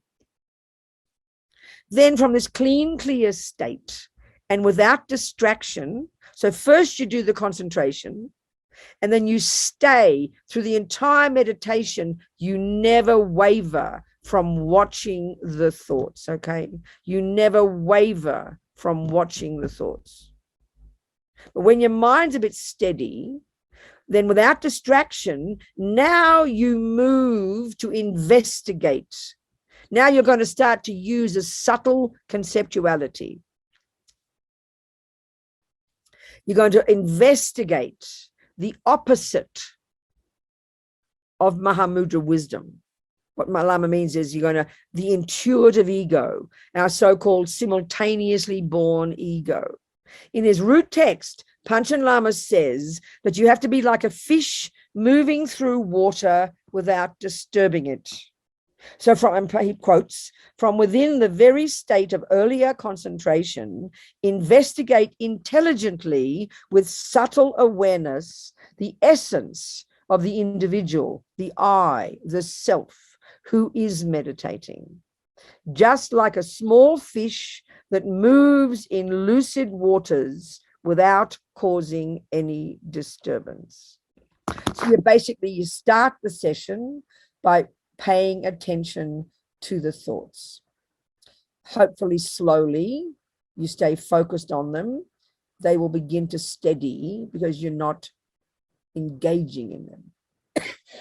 When you get distracted by launching into conversations, mindfulness, or your little friend called mindfulness, pops up and just reminds you to bring attention back to the breath, to the mind. So when you begin to get a bit steady, you then stay on the mind. You never waver from that. And then a part of your mind, a subtle wisdom, goes out, and you're watching like a hawk. You're watching like out of the corner of your eye to observe the way ego grasping grasps at your eye. That's the meditation, okay? So we have to experiment. It's not easy. So this is where let's go back now to the sutra teachings. Go back to the way they describe this in the teachings in the Lamrim, okay? And this is where we do need to study so we know what we're talking about. So we need to understand delusions, okay, delusions in general. Those are these misconceptions, the neurotic ones, the 21 synonyms Lamas have come up with, the conceptual puzzles, the projections, the superstitions, the delusions, the afflictions, the emotional disturbing minds, the misconceptions. They're all synonyms for these unhappy bits of us, that all are concepts that are misconceptions because they misrepresent reality back to us. So the branch delusions, attachment, aversion, jealousy, these are the ones we are familiar with every day. But what's underpinning them all the time is the root delusion called maripa, ignorance, or known colloquially when you're grasping at self as ego grasping. That's the one that we're trying to locate, which is beneath the other ones. This is why it's so subtle. So like I said, even an example of the cake being the object, you see it through the lenses of attachment. Attachment makes it look divine, vibrating deliciousness. We all know that one.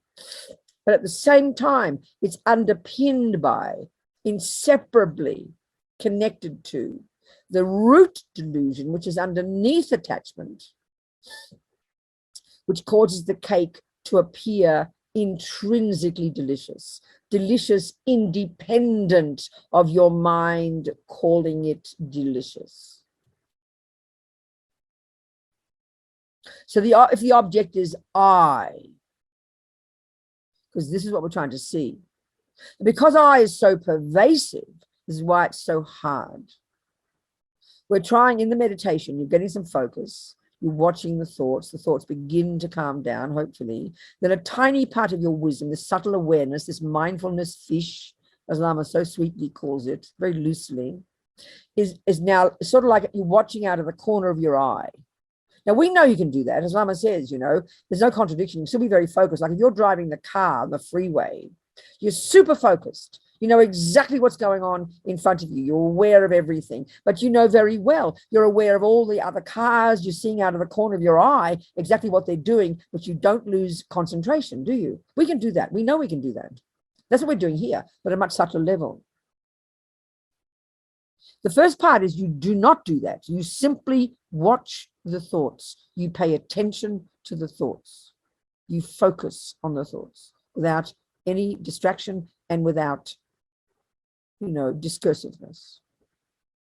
When the mind's a bit steady, you then have this subtle wisdom, the subtle awareness go out, like out of the corner of your eye, watching what the other cars are doing. You're watching, you're trying to find, you're trying to identify this ego grasping that is there 24 hours a day, continually grasping at I, unceasing. It's there all the time. We're trying to observe that ego grasping, how it clings to the I as being intrinsic, independent, inherent, separate from my mind calling it I. That's the subtlest one. The first level is we have to start observing, you know, we're doing the 4-point analysis we learn in the Lamrim, we learn the 4-point analysis. This is a different model now. This is the sutra. This is the Lam Rim approach, the intellectual approach, which is very delicious. There are 4-point analysis, it says. The first thing we have to do is establish the object to be negated.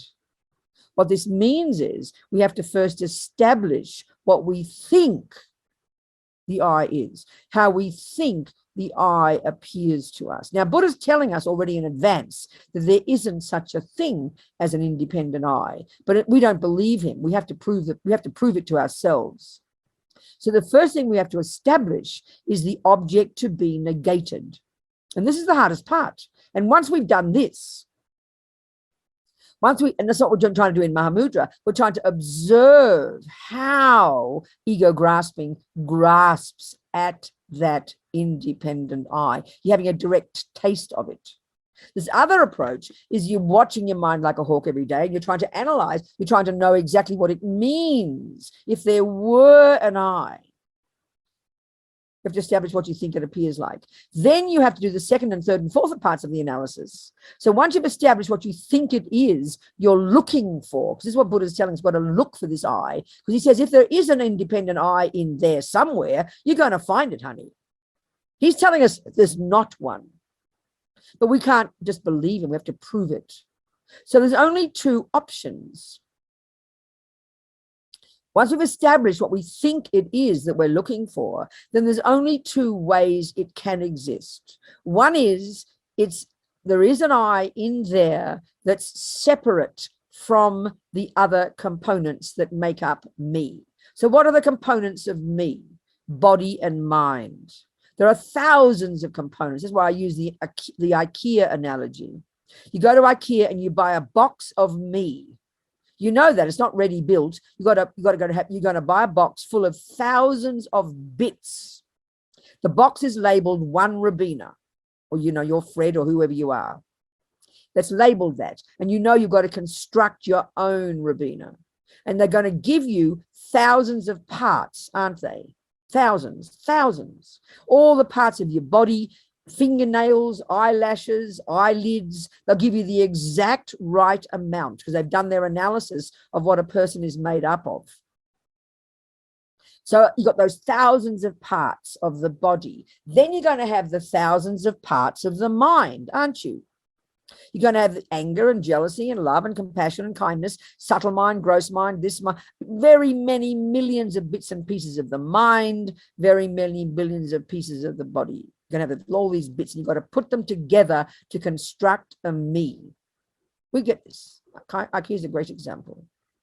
So the analysis is here. We know as we're building that I, putting the hand here, the left finger there, the big toenail here, all the right eyelashes in the right place, you're gradually constructing an I. Usually we do the analysis. They didn't have IKEA in Buddha's time. The analysis was the opposite. You deconstruct the I, trying to find. You deconstruct the bits and pieces, trying to find the piece called I that we totally believe exists in there somewhere. So if you do the other way around, we're trying to construct the I. So as you keep putting all the bits and pieces together, you put the left arm together, the right arm, the left leg, the right leg, the buttocks, the this, the that, all the bits inside, the heart, the liver. There are thousands of bits, and you put them all in the right place. We know this point. It's like building a Lego me, And we keep anxiously wondering where the piece called I is. We're waiting to find a separate piece, a piece with its own little, plastic bag with a label on it saying I. Well, you know what? You won't find one.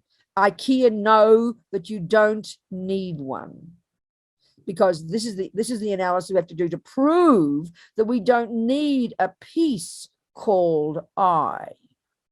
You need the knee, the eye, the nose, the brain, the eyelashes, the pee-pee, the caca, the blood. But we think there's a special part in there that kind of runs everything, and it's called I. It's like the boss. We believe that utterly, and that's the assumption deep in our bones. Even our language expresses it. I have a nose. I have a hand. Now, conventionally, without analysis, that's a true statement. But if it were a true statement conventionally, literally, when you say, I have a nose and a hand, you just stated 3 phenomena. So to be conventionally correct, you'd have to point out a nose that is independent of the eye and independent of the hand, that doesn't, and independent means they don't need them to function.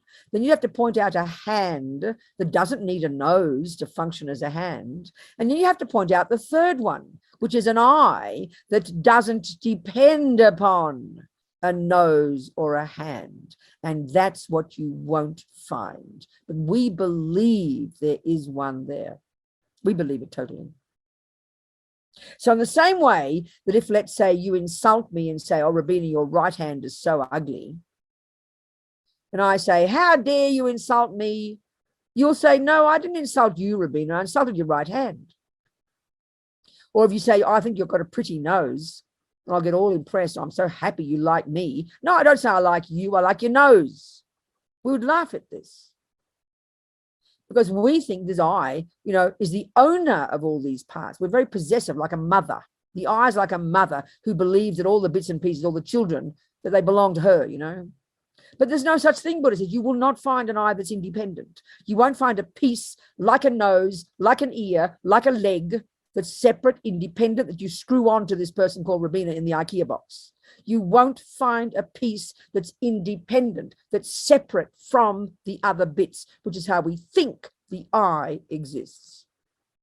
And in fact, if there were a piece called eye in its own little packet that you have to plug in to make the whole thing work, if there were a separate piece called an eye, you know, when the nose has pain, the eye would go, oh, phew, I'm so glad I don't have any pain. What a relief. The poor old nose. I feel sorry for the nose. We find this laughable, but that's how it would be if there were a separate eye, an independent eye, an intrinsic eye. Now, there is an eye, but not separate. There is an eye that does exist in dependence upon the parts, but you can't point it out. It's not separate. It's not separate.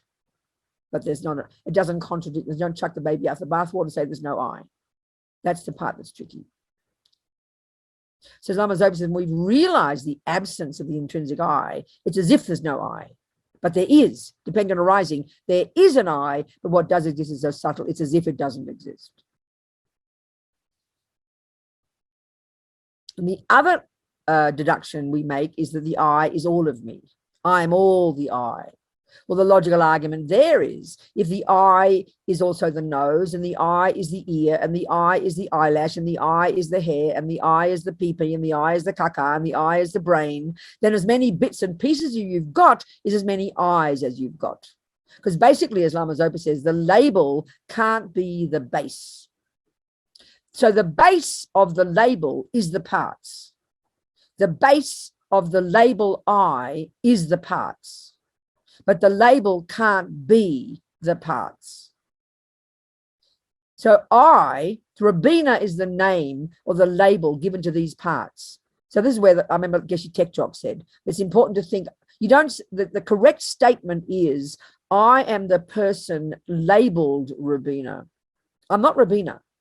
Robina is not the parts. If Robina is the parts, then you'd say, I have an eye, nose has a nose, ear has an ear. You've got to look at this to see it's just not viable. The label can't be the base. The base is the basis upon which you put the label I. This is the type of analysis we have to do. And, to be clear, when we do Mahamudra, we know a little bit what we're talking about. We're looking for an I that doesn't exist. We're looking for an I that's independent, especially of the label I. We're looking for an I that is separate from the mind calling it I. The first level, the grosser one, is we're looking for an I that's separate from the nose and the eye and the ear and the rest, And you're looking for an I that's oneness with.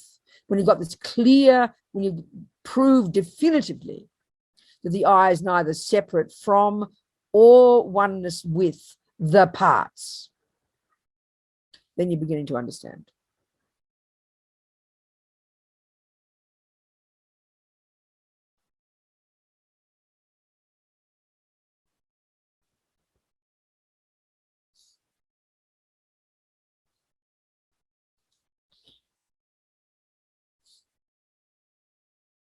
So the biggest misinterpretation of the word emptiness, we've talked about this.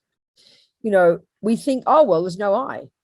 So, okay, the way to understand this is the two truths, and this is what's expressed in the Heart Sutra, Lord Buddha, in his Heart Sutra, so clear, you know. And it's Tsongkhapa, in his amazing text in praise of the Buddha for his marvelous teachings on dependent arising. The best way to understand emptiness is in the framework of dependent arising, conventional reality and ultimate reality, the two truths. So, you know, like we first established there is an iPad, a mug, a person, a computer. We label it, we define it. Then we proceed to investigate how it exists ultimately. So initially what happens is we've got the two truths. At the moment, we've got the two wrong views. Whenever we hear there is no I in here from its own side, we kind of hear, oh, there's no I, and we throw the baby out for the bathwater. We fall into the abyss of the great mistake, as Tsongkhapa says. We assume, oh, well, there's no I might as well die, you know, nihilism, mistake. Then when we hear dependent arising, there is an I that does exist in dependence upon various factors. We immediately hear it as an over-exaggeration and we grasp at it and go, oh, thank God there's an I after all, you know. So we over-exaggerate the status of the I and we under-exaggerate. And these are the two extreme views that we run between all the time. So hearing these two truths correctly, even intellectually, is a really major step forward, you know, because you can't have one without the other. They're like flip sides of the same coin, you know. So Lord Buddha in his Heart Sutra says, he's discussing, well, actually Shariputra and Avalokitesvara as a 10th level bodhisattva are having a conversation. And Buddha's there blissing out in meditation, but he's meditating his thoughts, but he's channeling through the mouths of his disciples, and they're giving the talk. And what they're saying is basically Buddha's saying that we have to analyze all the components of the universe. Basically, the Heart Sutra is a list of the various components of the universe, the 5 aggregates, the 12 links, the 4 noble truths, the 18 constituents, the 6 senses, the 6 sense objects, and the 6 sense bases, all these different groupings of phenomena. We have to analyze each and every one individually and separately to discover how they have no intrinsic nature. So where he says, he starts the analysis and he says, so the first of the 5 aggregates is called form, which means the physical parts of this. So he says, form is empty. And then he says, emptiness is form. And then he says, form is nothing other than emptiness. And emptiness is nothing other than form. Well, this is the two truths. When we get this, we will never fall into the abyss of the great mistake. So basically what he's saying is, you can put form there, you can put cup, you can put I, anything that exists, doesn't matter what you say. So let's spell it out. What he's saying is, let's say the word I or computer, it doesn't matter, whatever it is, all phenomena.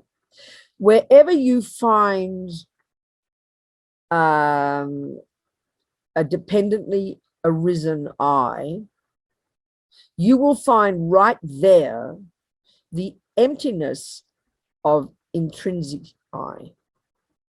Form is empty, I is empty.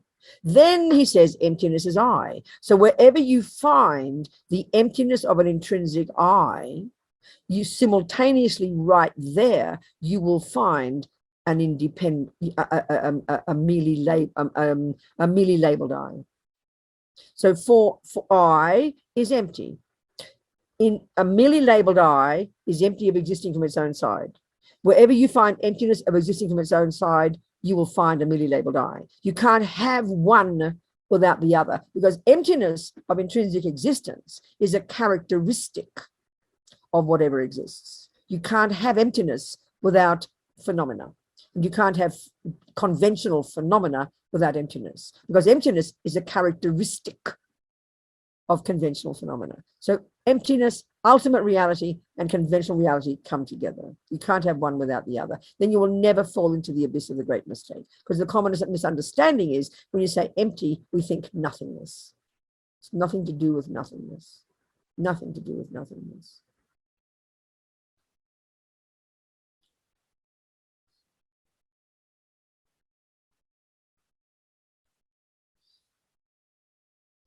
So emptiness is a word we use in daily. I talk about this often. It's a word we use in daily life. When I pick up my cup to drink my tea and I get a shock and I'll go, oh, my cup's empty. Well, we know perfectly well it means empty of tea. If I look into my bank account and I suddenly discover there's nothing there and I go, oh my God, my bank account's empty. But the point is, I was looking for my $5,000. I was looking for tea. I was looking for tea in the cup, but I ended up with no tea. I look in the bank, I'm looking for $5,000, but I end up with no dollars. But the real point, what I end up with is not just no tea. I end up with the absence of tea. I expected tea, and what I actually cognized was the absence of tea.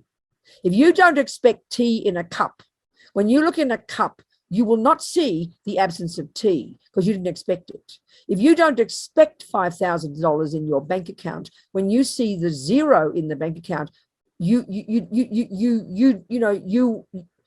okay, what you see in the bank account when you look for $5,000, what you'll discover is the absence of $5,000. If I look in that bank account and just tell you the truth, because I don't expect anything, I'll just tell you there's no dollars. So the object that I cognize in your bank account is $0. And the object that you cognize in your bank account is the absence of $5,000. So when you're looking for an I, an intrinsic I in here, as His Holiness says, you don't just chuck out the ear, the nose, the pee-pee, and the caca, end up with a big black hole.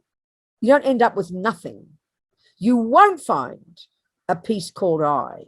But that's not the real premise, His Holiness says. What you'll find is the absence of what you thought was there. And that's very different. The absence of an independent I is not the same as no I. No I is just like there's nothing there. No dollars is just there's nothing there. No tea is just nothing there. But the absence of tea, which is what you expected, that's the absence, that's the phenomenon you'll cognize. So when in the subtlest meditation, in your concentration meditation, in your Mahamudra, let's say, there'll be a moment when for the first time you will see nakedly that the I you have always believed was there, the independent I that you've been clinging to since beginningless time, you will discover for the first time exactly that independent I that you've always believed has existed, in fact, never has existed, doesn't exist, and could never exist. That's the first moment of your direct non-conception, your direct non-conceptual perception of, direct non-conceptual realization of the absence of an independent I. From that second, you realized emptiness for the first time. You can't fall back after that. You've got more work to do. So emptiness doesn't mean nothingness. It's the absence of something you thought was there. And the emptiness of intrinsic existence is a quality of everything that does exist. You have to have the dependent arising phenomenon there in order for it to be empty of intrinsic existence. But as Lama Yeshe, Lama Zopa says, when you realize emptiness, it's as if there's no I there. But there is a dependent arising I. There is a merely labeled I. But what does exist is so subtle, it's as if it doesn't. It's a really fine point we have to understand. You know? It's time to go home almost, I think. I have to go to 3 o'clock. Whatever. So any questions, people? Come on.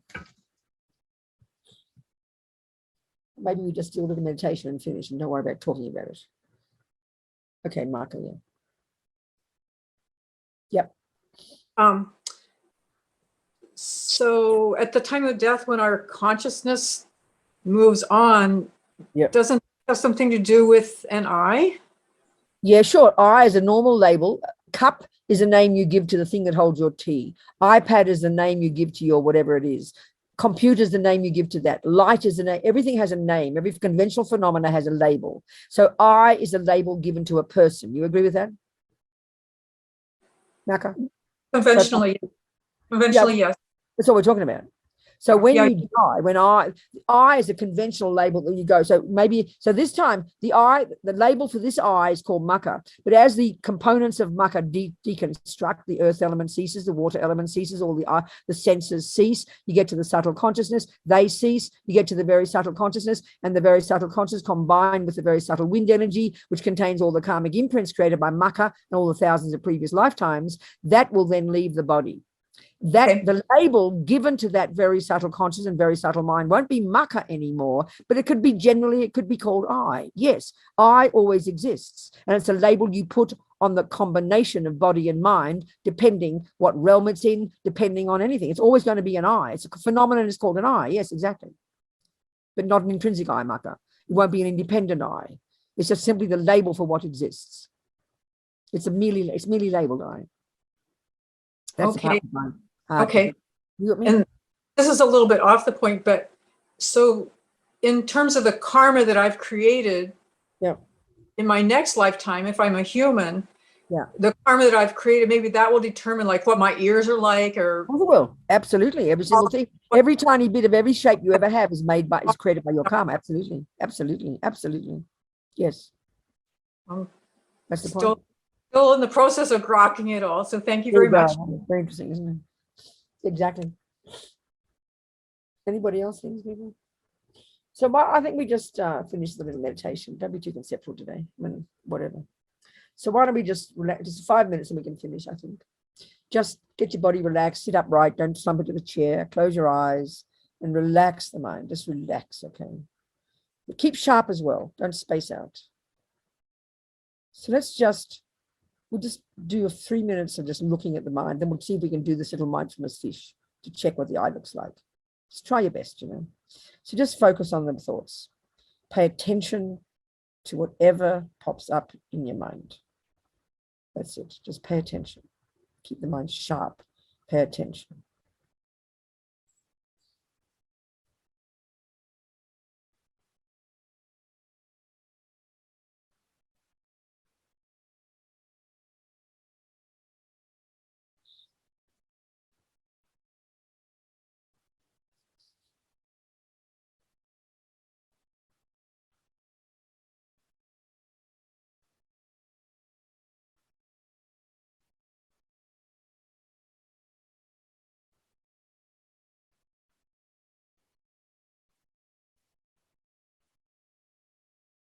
Keep your mind focused. Don't space out. It's very easy to space out. It's very easy to sink into the thoughts. Don't do that. Keep your mind sharp, but relaxed.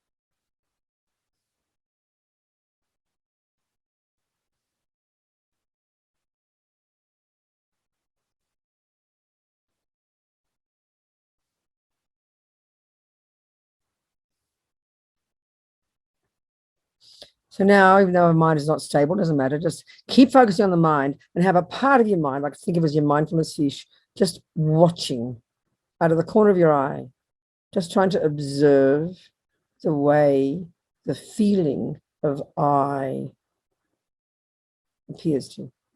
Do your best.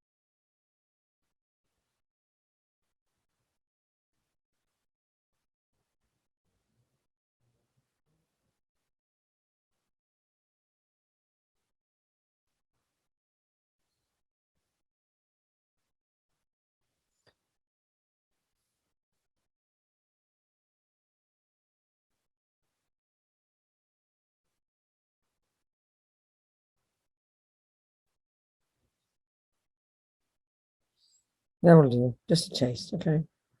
We finished today.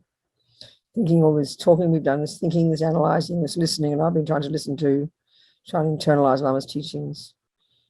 We get some realizations, put seeds in our mind, grow slowly, begin to understand conventional ultimate reality. So we can cut the delusions, cut the fears, cut the anxiety, cut the worries, cut the dramas, have compassion and confidence to never give up to help others. Enthusiasm. Jangtub Semtub Rinpoche, Ma Ke Panam, Ke Gyuchig, Ke Panyampa, Mepa Yang, Gong Ne, Gongdu, Peba Shog. That's all, everybody. Thank you so much, people. Much love. See some of you tomorrow again.